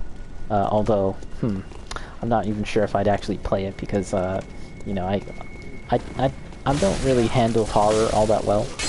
This is scary month, spooky month, and I'm not actually playing strictly horror games, right? I'm playing kind of horror-themed games. Action games with a bit of a horror spin. Okay, You know what? Let's go back. Let's go back and cash in our souls. And then we'll do a quick tour of this area when I get back. Just run through.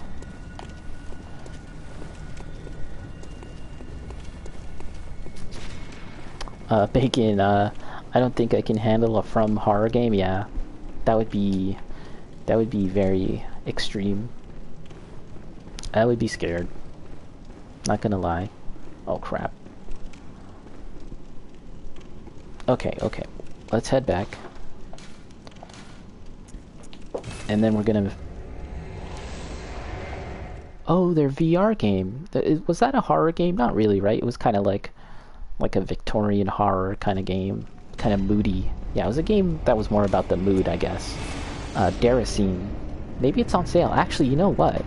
I just saw on the official PlayStation blog they were celebrating 5 years of PlayStation VR, which is pretty crazy to think about, actually. I hadn't realized VR had been around. PSVR hadn't been around for this long. Yes, so they mentioned that the next month for Plus we'll have three VR games as part of their free games for the month. I must have. What is it? Very well. Let me.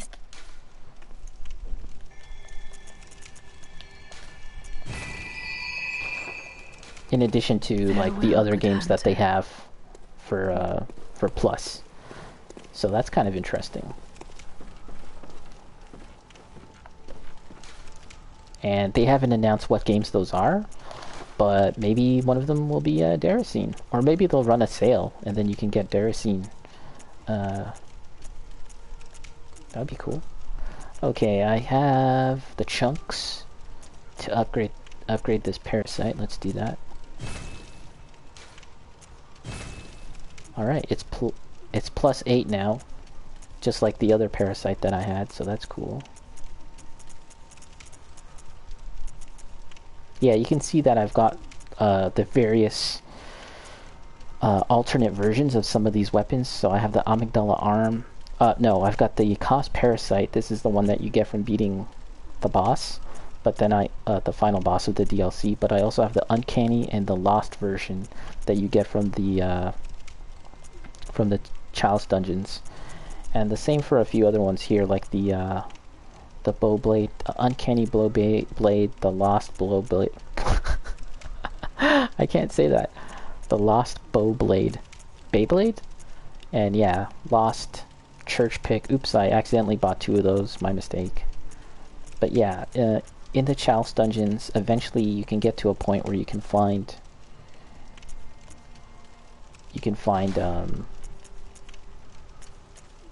bath messengers, much like the ones here. And they'll sell you the variations of the weapons. Okay, so let's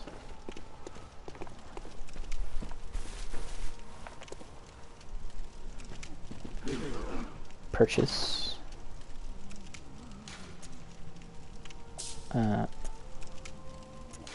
Okay. Just gotta buy some of this stuff. Okay. And I think I'm ready. I'm ready to make a run. Goro, I think if it were just a walking sim with some puzzles like Silent Hill, that would be challenging enough to get through. Oh yeah, Bacon, the VR game. Goro, how much Ito have you guys read? I've only finished Smashed and am halfway through Tomi. I'm finding it hard to find his manga in stores. Yeah, I haven't read too much. I've read I think there was like a collection of short stories or something. I've read a couple of those. And Uzumaki, I've read a decent amount of that, but not the whole thing. Yeah, so I'm pretty much a noob when it comes to Junji Ito. Haven't read all of it. I should really get on that though.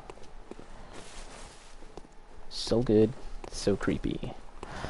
You guys must know the one about the hole, right? Like there's like this hole in like a rock face, and all these people like get obsessed with like going inside the hole. You guys remember that one?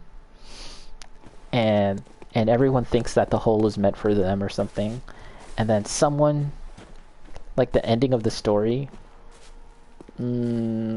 Actually, I won't say if you guys haven't read it yourself, but it's kind of like, I don't know, it's just a perfect encapsulation of Junji Ito type stories. Okay, yeah, you haven't read it, so I won't say, but it's just a great ending, and in some ways it's become a meme at this point. There's some people use the ending panel as kind of a meme for certain things. So yeah, that was like one of the most memorable Junji Ito short stories for me, at least.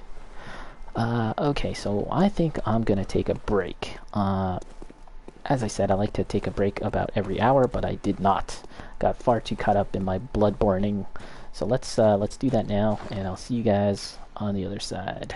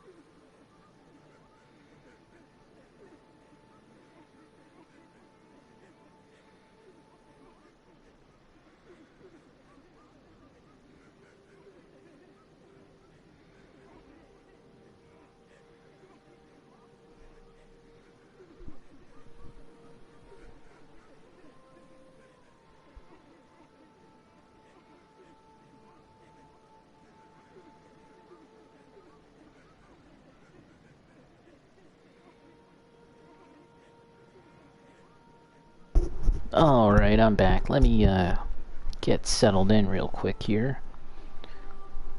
You know, I was wearing a zip-up sweater, and the zipper got stuck. This is Tales from my mundane life, and I'm feeling cold. But now how am I supposed to get this sweater back on? And yeah, I was watching Wooly versus Wooly's channel, and he's playing this really interesting fighting racing game called Buck Up and Drive. Oh, I think the zipper came off properly. Yay. Okay. And it looks pretty sweet. On one of my manly chest hairs? Nah, man. For the most part, Asians aren't really known for having big old hairy chests, although you know, it's not outside of the realm of possibility. But I am one of those Asians that are not particularly hairy in the chest area. But not enough. enough of that. Let's see. Where am I going? Bergenworth? No, this one? Nightmare Frontier. Oh, I was also thinking about Junji Ito. We were talking about it earlier. He was gonna work on Silent Hills. However, oops, this is not it. I am not 100% certain if he's actually credited as working on PT. Only that he was projected and scheduled to work on Silent Hills. Now, let me take a moment here to figure out where I'm going. No, none of these.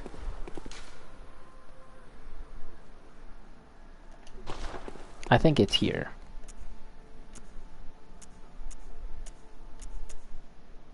Yeah, right here. Now, everyone knows PT.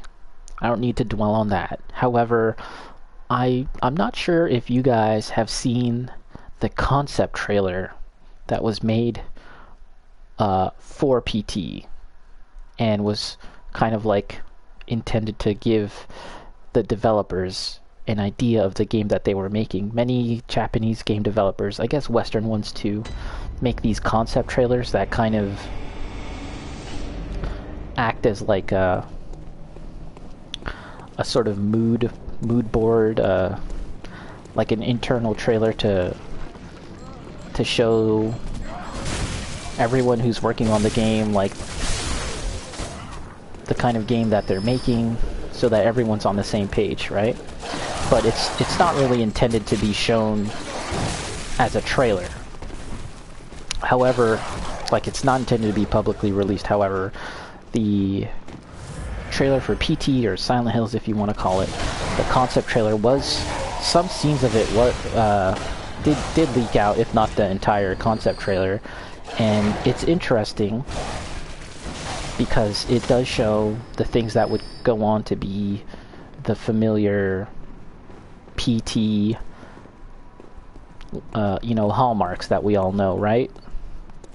It has like scenes of a suburban home going through the hallways, blah blah blah. But there's one scene in particular in that concept trailer that I've never forgotten, and it's not in the actual PT playable trailer itself. There's a part in that concept where you turn a corner or something and you're going down a hallway, and when you make that turn you see a gigantic like human figure. I think it's like a woman or something, and this monster, this woman, takes up the entirety of the corridor. You know, like it occupies the entire space of it, and it kind of like, I think it kind of twists around and maybe claws at you or something. And then that's the end of that particular scene. And I've never forgotten that because, well, for one thing, it's it's pretty disturbing in its own right, but it also feels distinctly Junji Ito. One thing that oh my gosh, this guy's hitting me through the wall? What the hell? One thing about Junji Ito is that he's very good at like filling a page and shocking you, right? Like what I mean by that is you'll be reading one of his manga, and you turn the page over, and the next scene that you see is just something like it's like you'll go from reading a regular, like, you know, 6-9 panel page, turn it over, and then you'll see like a full splash page of a horrific monster, and it occupies the entire frame in a way that like the other pages and panels hadn't before. And that shocking turn of the page is just very distinctly Junji Ito to me, and also the way he'll fill a page, right? Because again, you know, he'll be telling a story through regular panels, and then suddenly that splash page just occupies the entire image, and it's so shocking, right? To me, that scene in the PT concept trailer, if that's what you want to call it, that seemed to me like the video game translation of that distinctly Junji Ito kind of technique. The act of turning a corner in a hallway is analogous to changing the page, right? And then the act of seeing this creature occupy an entire page, that was analogous to the monster filling up, you know, the entirety of the frame of a hallway.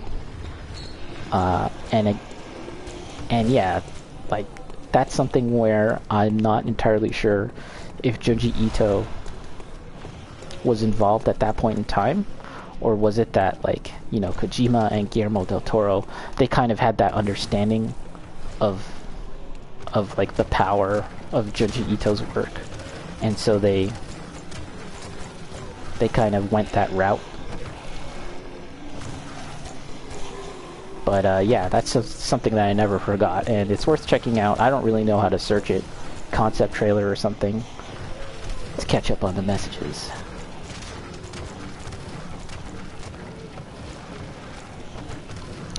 Good reveals. Sometimes you can hear it and feel it. Goro, the way he draws. Bacon, to quote Eyepatch Wolf, he's good at building up to a moment and using the page turn method and shock you with the climax to the horrific moment, yeah. And then Goro, look at these Junji Ito looking fuckers, yeah. You know, in New Game, in the original game difficulty, aren't these dogs? Now they're these guys. Ah, crap. This, oh, crap. Where's that jumping ability in Elden Ring? Okay, I got the nitrous, even though I didn't eat it because I already have it. Okay, we're running. Where's that Elden Ring jumping? Hey, a bloodstone chunk. Oh, am I dead? Am I dead? Ooh, there's something there. There's something there I want to see. Will these guys follow me?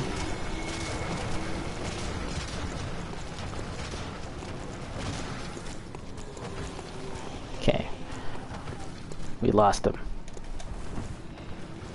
Okay, there was something... Look at, they're like a gang. Excuse me. Bloodstone chunk, yes, very good. Gold paper, not as good, but I'll take it. Okay, we're running. Oh! Oh! That's okay. As I said, this run is just running around and getting what I need to get. Bacon, back to Ito. I feel like his best designs are the ones where he takes everyday harmless objects or creatures and turns them into nightmare fuel. Yeah, or just like a simple idea or a concept, right? Like when you just think about the spiral, you're like, okay, whatever, who cares? Like, how's that scary? But he basically makes it scary through the entirety of reading the book. It's mundane. It's a frickin' squiggle. It's a spiral. Taken it on its own, it really has no value, right? But it's reading the book itself that he basically makes its case for being scary, right?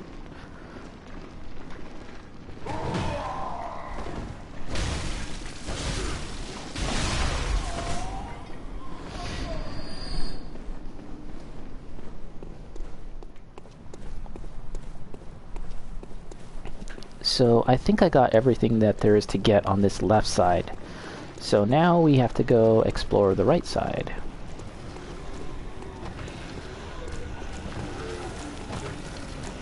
Excuse me.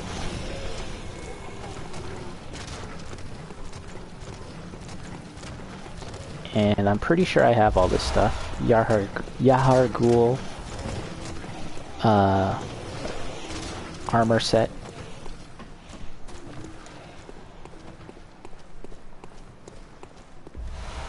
Frenzied cold blood.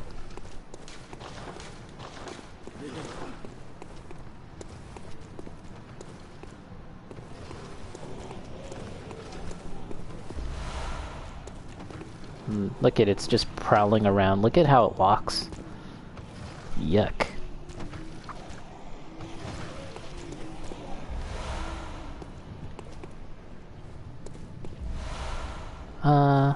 Well, I guess we'll try. We'll try fighting this thing. Oh wait, no, is it the boss? No, it's not the boss just yet. This is just a whole new area. I thought it was the boss. Well, let's just try and... Can I smash these? What's the deal with these things? Okay, we're running.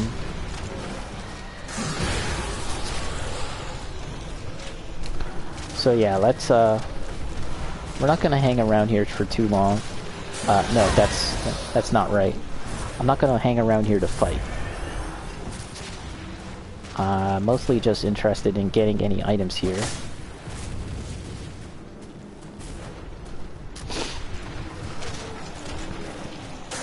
Oh.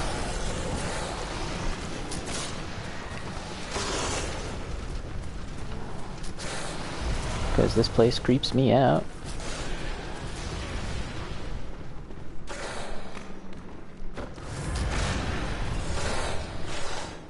One of the dogs are coming after me. And these enemies respawn as well, so it's not really worth my time trying to fight them. Uh-oh, can I get this item? What is it? What is it? Dampering cold blood gem? Blah. I don't know. I'm feeling like that's not too great. Because I'm not sticking around to look at the environments, I can't really talk about it, but it's just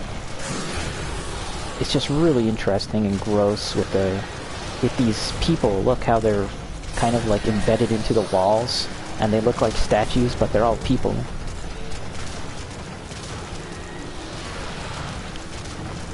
This is the location where a catastrophic event has happened.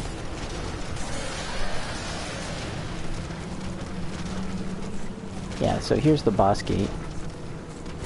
There's a lot more to discover here, but let's just move on. Let's just see what we can do. See if I can take on this boss.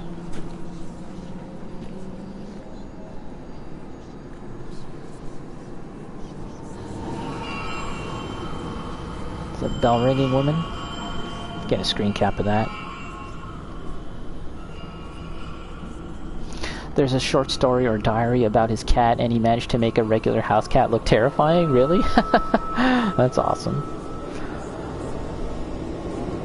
Now emerges a babby. There's like the cosmos you can kind of see, and then out comes a cosmic babby. Let's get another screen cap. Don't really know what I'll do with some of these screenshots, but it's just kind of fun to collect because they look... The monsters look so great, and the compositions and everything.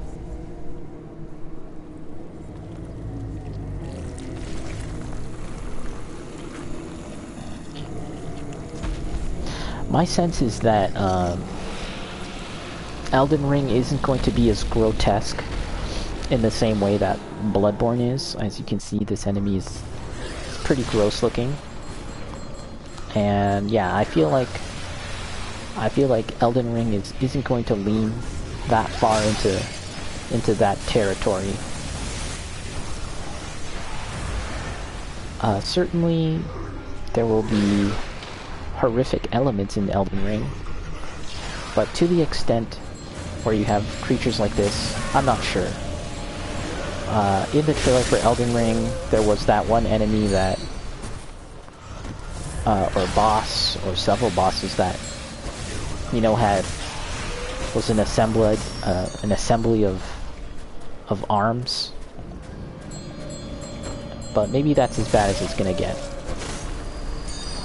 Because to me, Elden Ring looks like something that's leaning a lot more into fantasy than any Souls game or Bloodborne or Sekiro ever did. And that's interesting to me because they sought to hire George R. Martin, whose work is definitely more grounded.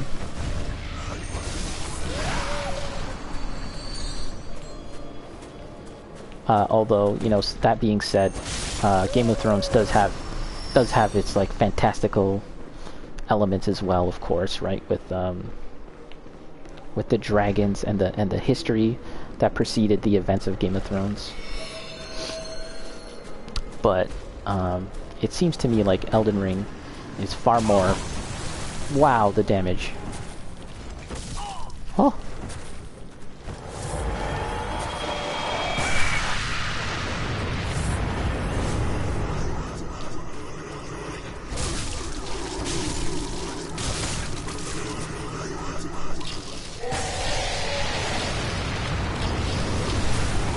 Oh man. The damage. What the hell? I might have to take a look at my equipment.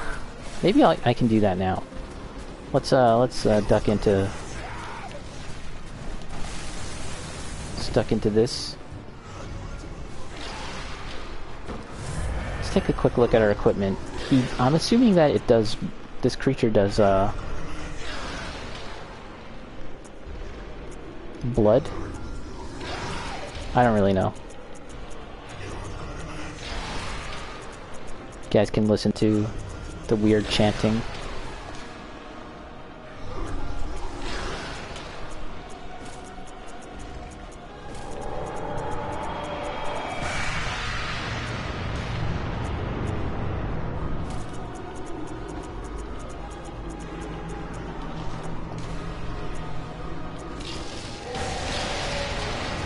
Ooh, that looked like whatever's happening looks like it was gonna hit me.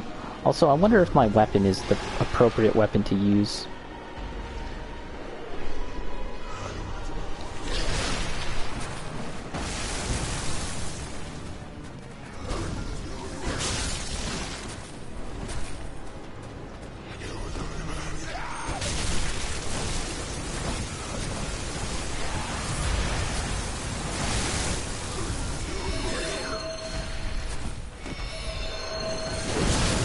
Kind of hard to make out the front and back of this thing.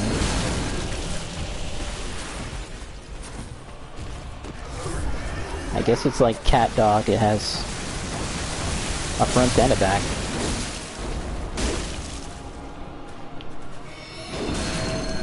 Here, let's try this.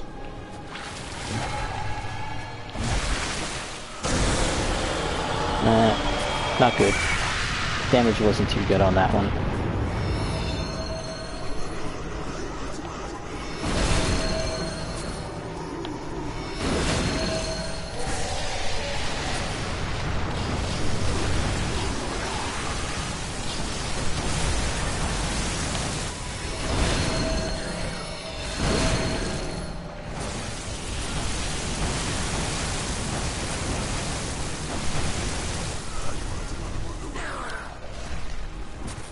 Never really paid attention to the sounds this boss makes, but it's really kind of disturbing. It's like this weird chanting.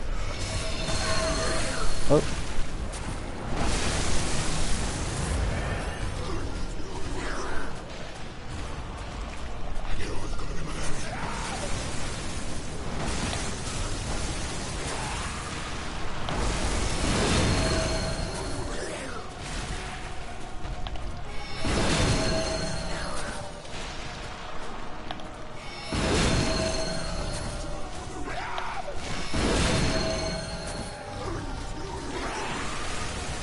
Crashing, it's rocking out, rock out.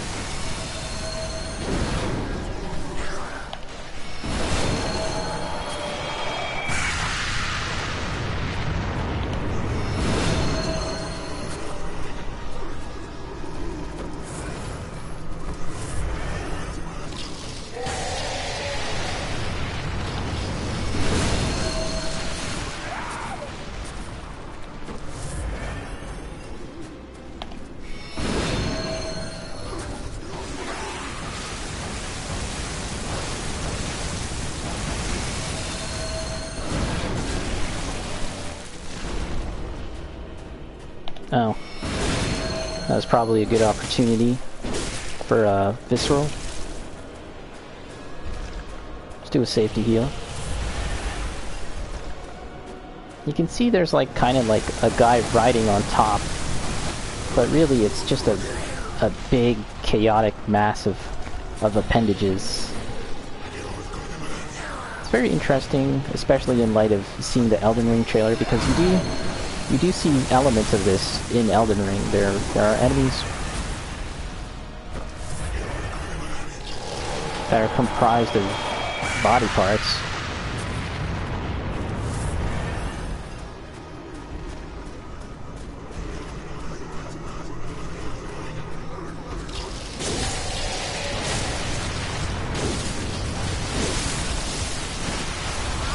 Oh, it was almost dead! No! I got greedy. Oh my god, look at the health right there.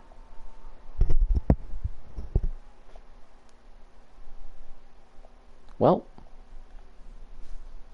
let that be a lesson. The greed got to me.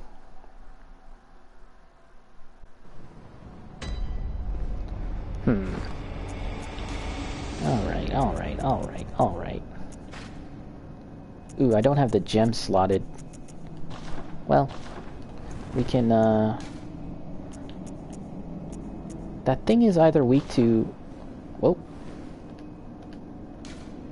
That thing is either weak to fire or electricity. So let's just put on... I'm gonna say electricity. Let's get the bolt paper on. Or you know what? Here, let's do this. Just go back. Smoked. The only reason I know about Cat Dog is because of what's it called? Smash Nickelodeon All-Star Smash Battle.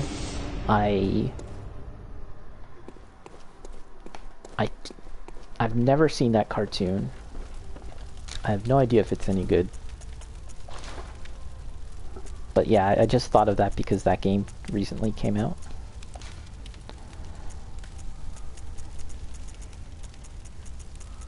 Okay, let's look to add bolt. Bolt.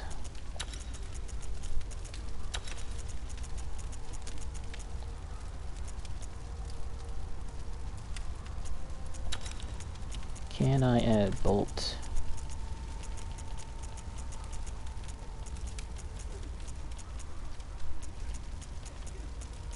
I was so close. I got greedy. I was like, alright, it's time. It's fine to be a little greedy now. I can just clean this up. Be a little sloppy, because it's almost over. Then look what happened.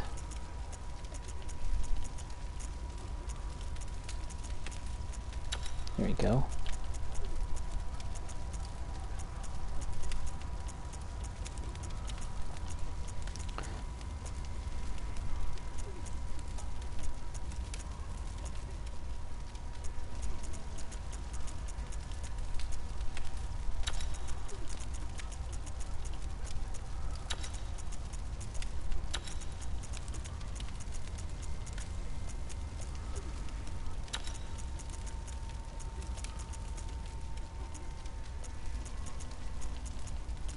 This is a little overkill, seeing as how I was so damn close. But, anyways, let's give this a shot.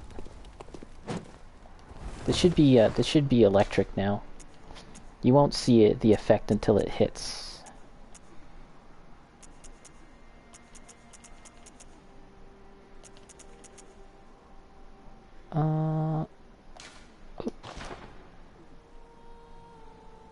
Yeah. Okay. Well, let's give this a shot.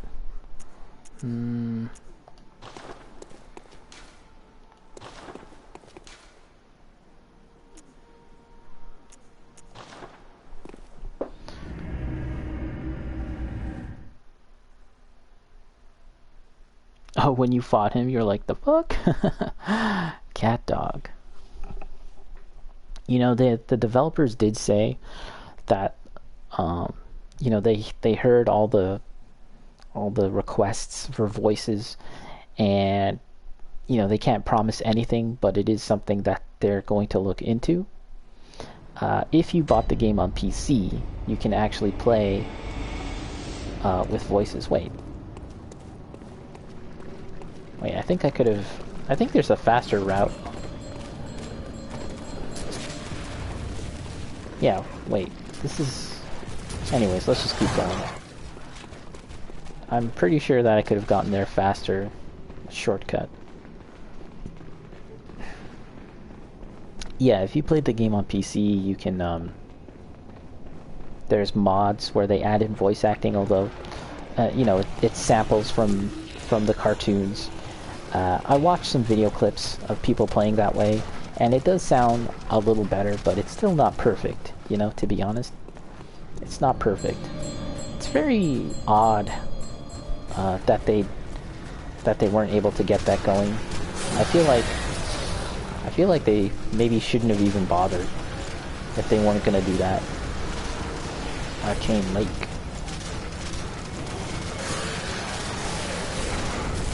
Oh, come on, don't tell me I'm gonna die now. Ooh, there's someone to summon. Nah. No need.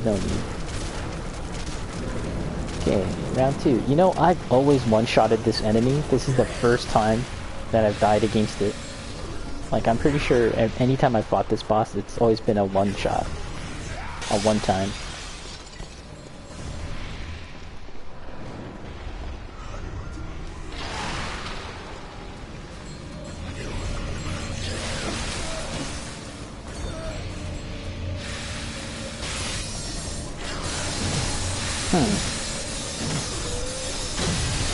Did I make a mistake? The electricity isn't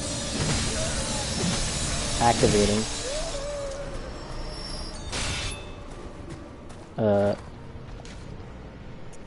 Oh wait, did I equip the wrong... Because I have 2? No, this is the one. Huh.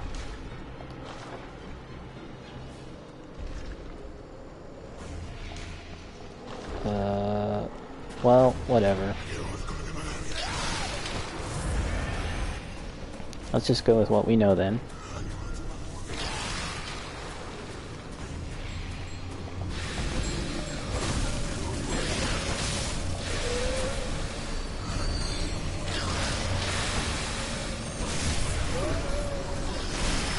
Whoa, man, the damage.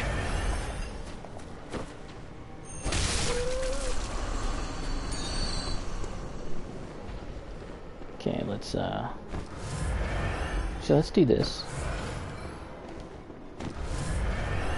Let's try this out. Okay, you ugly bastard.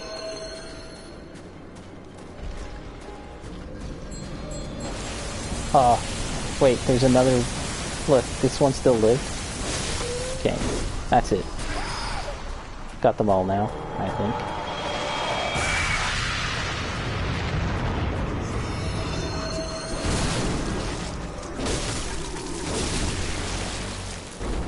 Let's try this.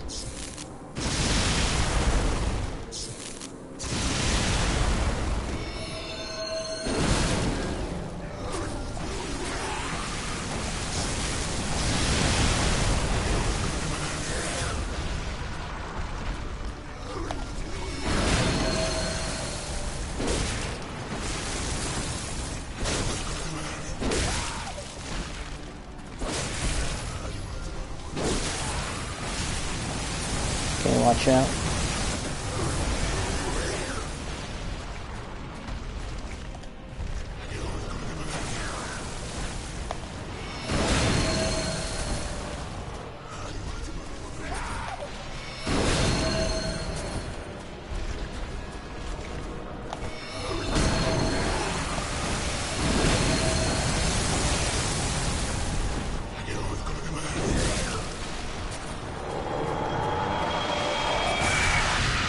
Oh.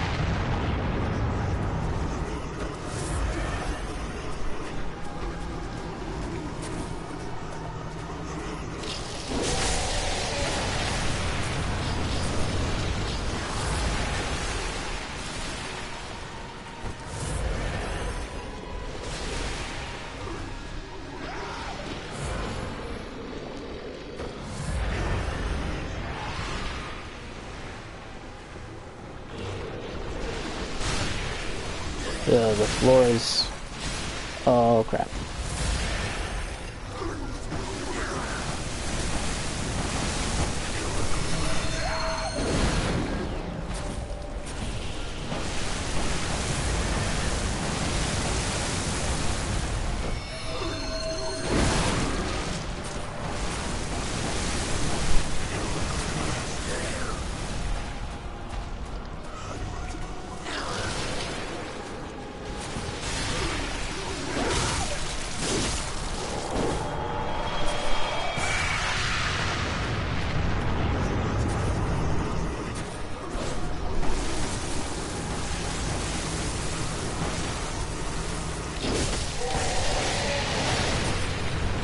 Sheesh. Oh, all the guts. Rain of guts.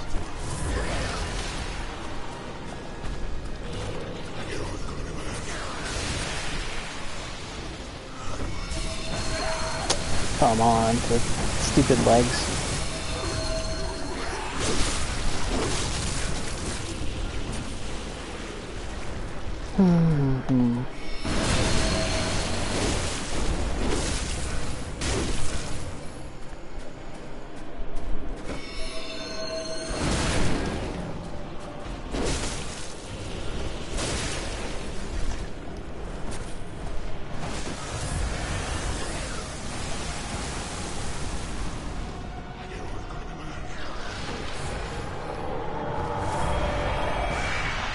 Is he gonna barf?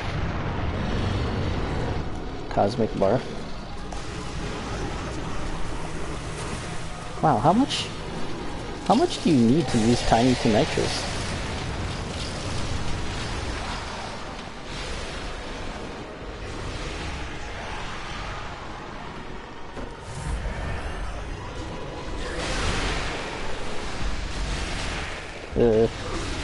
Oh crap. He's stuck. You gonna run out there? Woo! Okay, let's just back away carefully. No greed, no greed. Yay! Whoa. That booming sound was really loud. Oh, I got some yellow backbone, is that what it's called? I need that. Look at this. How am I supposed to get this? What the heck? Oh well.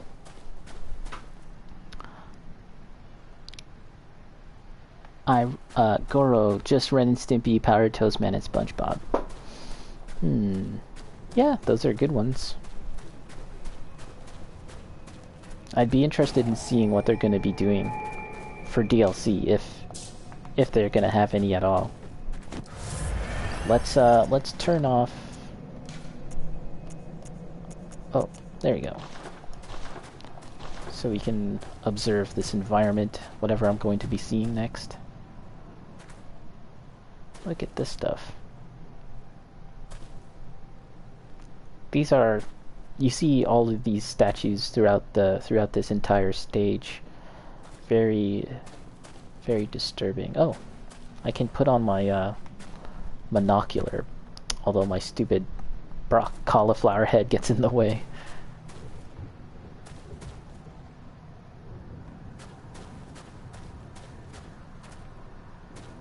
Weird. Yeah, you see, there's actually enemies that look like this.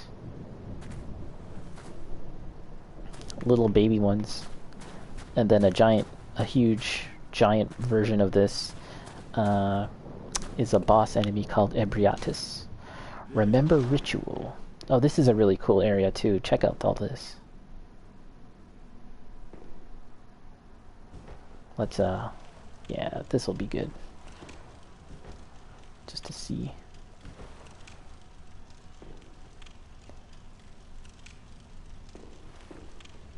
So yeah, all these guys, they tried to summon like a great one, right? And I think that's the thing that we just fought, was the thing that they were trying to summon, but they all got fried in doing so. And the time frame for when these things happen is, well, in my opinion, it's kind of unclear. Like was it a long time ago, or did it just happen, right? And I think that's part of the whole, like, dream logic of the game, where, you know, the structuring of events, the when and how they happen, you can't really put it together in any concrete terms, like, and lay it out in a timeline. Maybe you can, but in my opinion, there's a kind of formlessness to it that feels very appropriate for the kind of nightmare and dream logic that you're in. And I mean, these guys definitely look like they've been dead for a long time, right? They're skeletons. And the cage that they're wearing on their head, I think that's called a mensis cage. And that's a piece of armor that you can wear yourself.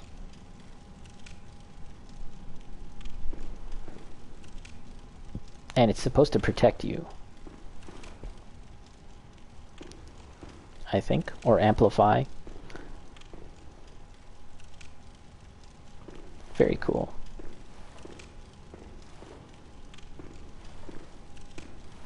But for me, I'm a cauliflower head, so I'm all good.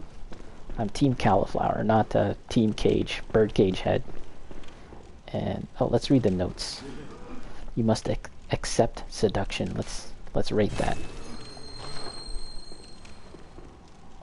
Inspect mummy. It's gonna take us to a new area.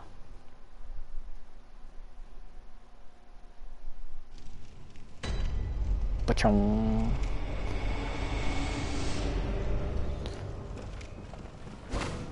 This is the College of Bergenworth, I think.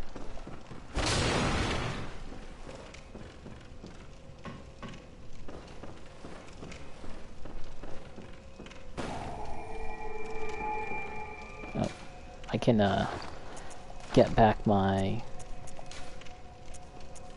There you go. Let's go back to the dream, the hunter's dream, cash in, and I'll see about doing something else. Made some decent story progress. Let's see if we can do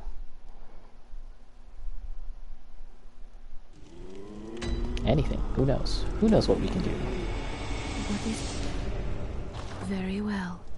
Let me... Getting close to the 3-hour mark, so at this point I could probably just find something to do that's short. Farewell, good hunter.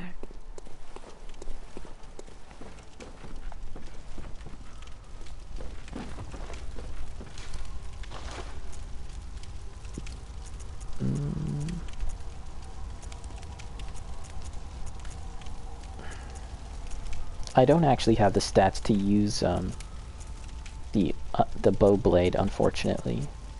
Kind of want to check it out. And this church pick as well. I don't have the stats for it. I need 14 skill. The cannon. Man, maybe I should buff this cannon. That might be kind of fun to mess around with. Let's repair this stuff.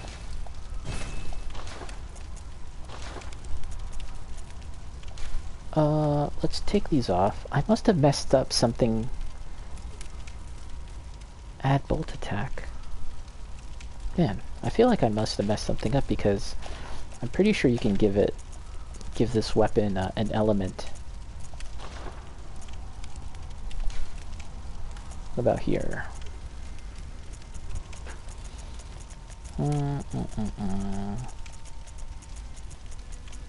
No? Anything that I can put on that's better? Add arcane 30.4.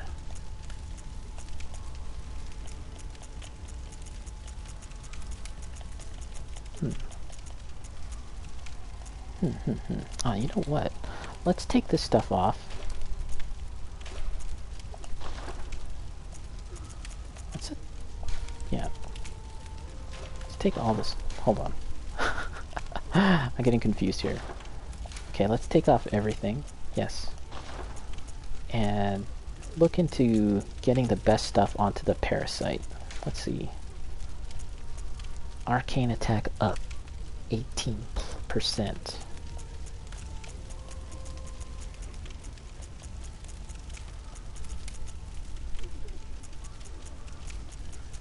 And these gems aren't the best.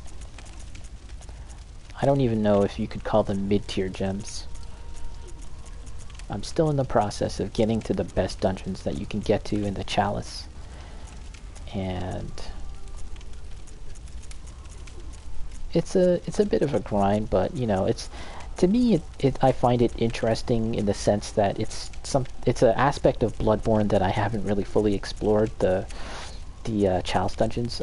Having said that, I did do all of the story stuff in order to get the trophy for this game, and I did a bit more beyond that, the randomized dungeons too, but I didn't really explore it fully in terms of getting the best loot that you can, leveling up your character, and opening up and customizing the dungeons such that you can get the most challenging enemies out of it, and therefore like the best gems that can come from it. All of that is something that I'm exploring and looking into right now. I'm learning about it.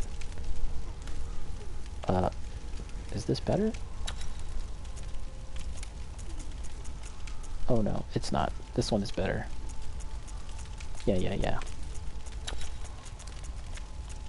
And there's this whole aspect of the Chalice Dungeons that the community has kind of taken into their own hands and went in and, you know, customized it, and it's interesting. I'm looking into that too, and really the community, what they did was essentially make it so that you can quickly get through the story Chalice Dungeons and then get to the good stuff, the stuff where you can make your own Chalice Dungeons and play the best Chalice Dungeons that the community has found and shared. To do that, you need to really just play a lot, which is what I've been doing. And yeah, like as I said, it's still a lot of work. It's just far quicker to do that than the original plan that From Software has set out to do, and I feel like I've earned it. I've earned the right to fast track it a little bit, having done it on a previous save file. The game is... I'm just playing single player anyway, so it doesn't really even matter. Okay, so let's put some of these blood gems on this thing. Whatever is good. Blue numbers. I mean, when you're making a build, you should probably look for more than just the big blue numbers than what I'm doing now, but I'm just kind of trying to do this quickly.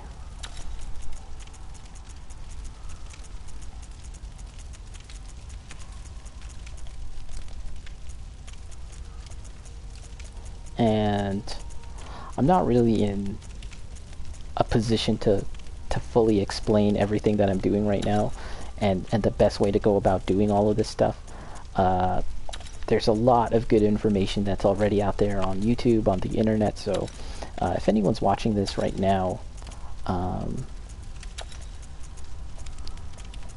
they're wondering what I'm doing, what I've been talking about in terms of the Chalice Dungeons and all of this, what I'll do is I'll link it in the description. The YouTube channels and the websites that I've been looking at for all this information.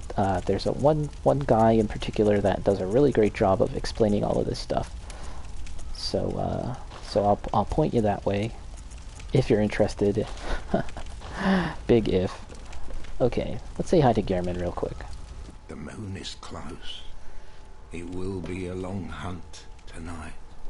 A long hunt. If the beasts loom large and threaten to crush your spirits, seek a holy chalice. As A every holy hunter chalice. before you has. A holy chalice will reveal the tomb of the gods. That's what I've been where talking about, hunters going to the partake chalices. in communion. The Tomb of the Gods, that's debatable. I don't know if these are actual gods that you're running into, but that's sort of like this running theme in the game is these other dimensional creatures. They've been interpreted as gods, they've been interpreted as friends. Are they foes? What are they? What do they want? You know, maybe I'll talk real quickly about something that I find very interesting about Bloodborne, and it's something that I've thought about a lot in terms of all Souls games.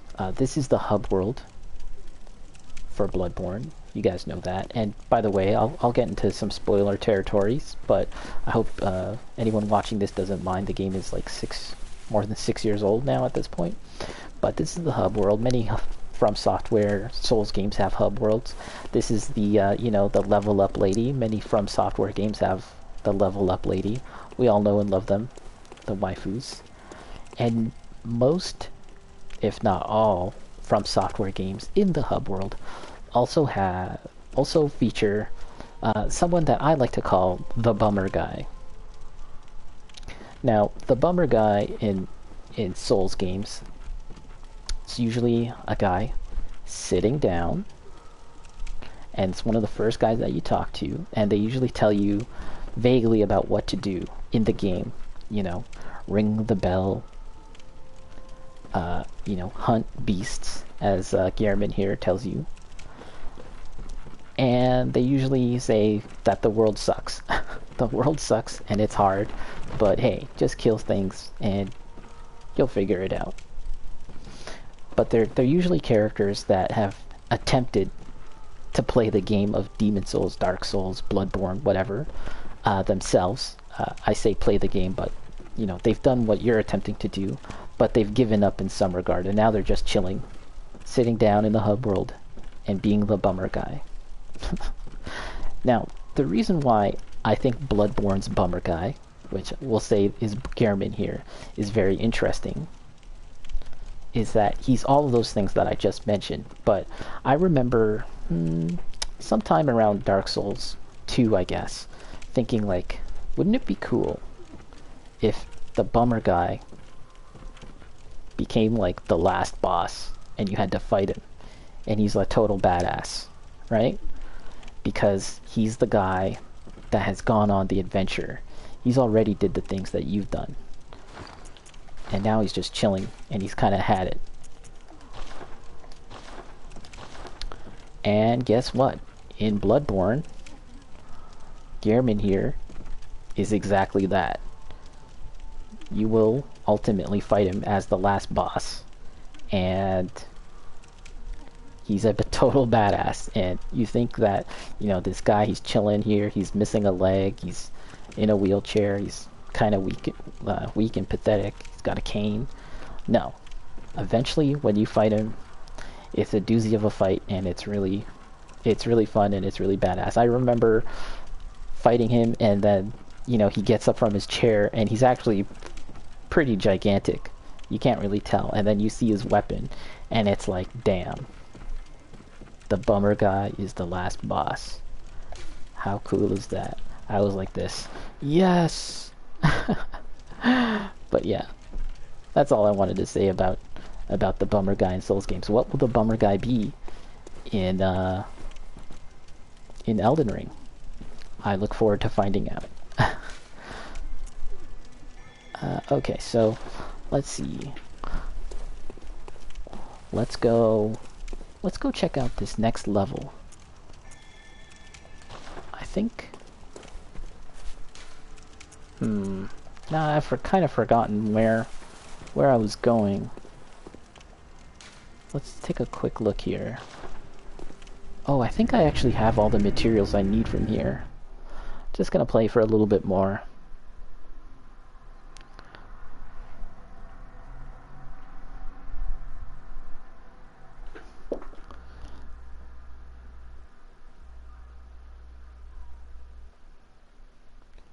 Check out these awesome PS4 load times.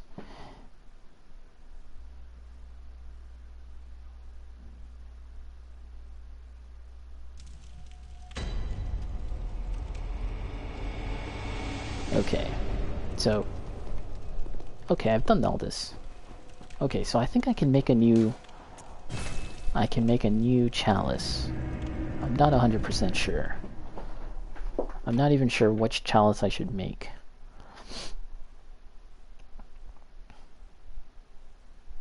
That's probably going to be something that I have to look into for next time.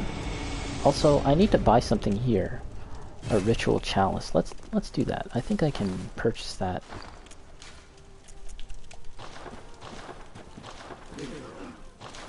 Let's see. That allows me to co-op with people. Not like there's many people playing this game right now. But let's see.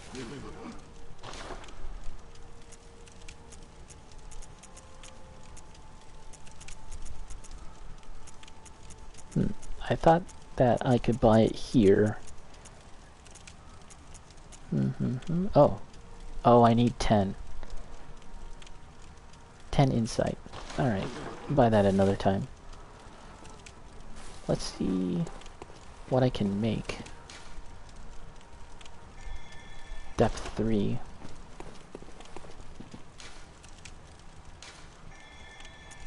Defiled Chalice. Lower Themeru Root Chalice. Ooh, I don't have everything I need to make this Defiled Chalice. Okay. The Hintertomb Ailing is... Oh, I need more ritual blood.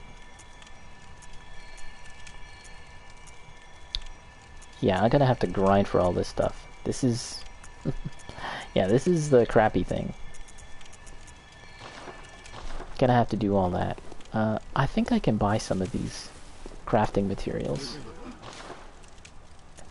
Not crafting. Yeah, so there's backbone. I have 9. Bastard of Loran, yeah. How much does this cost? Oh, 7 insight. Okay, I need more insight, which I can do. I have some Madman's knowledge that I can use. What about this guy?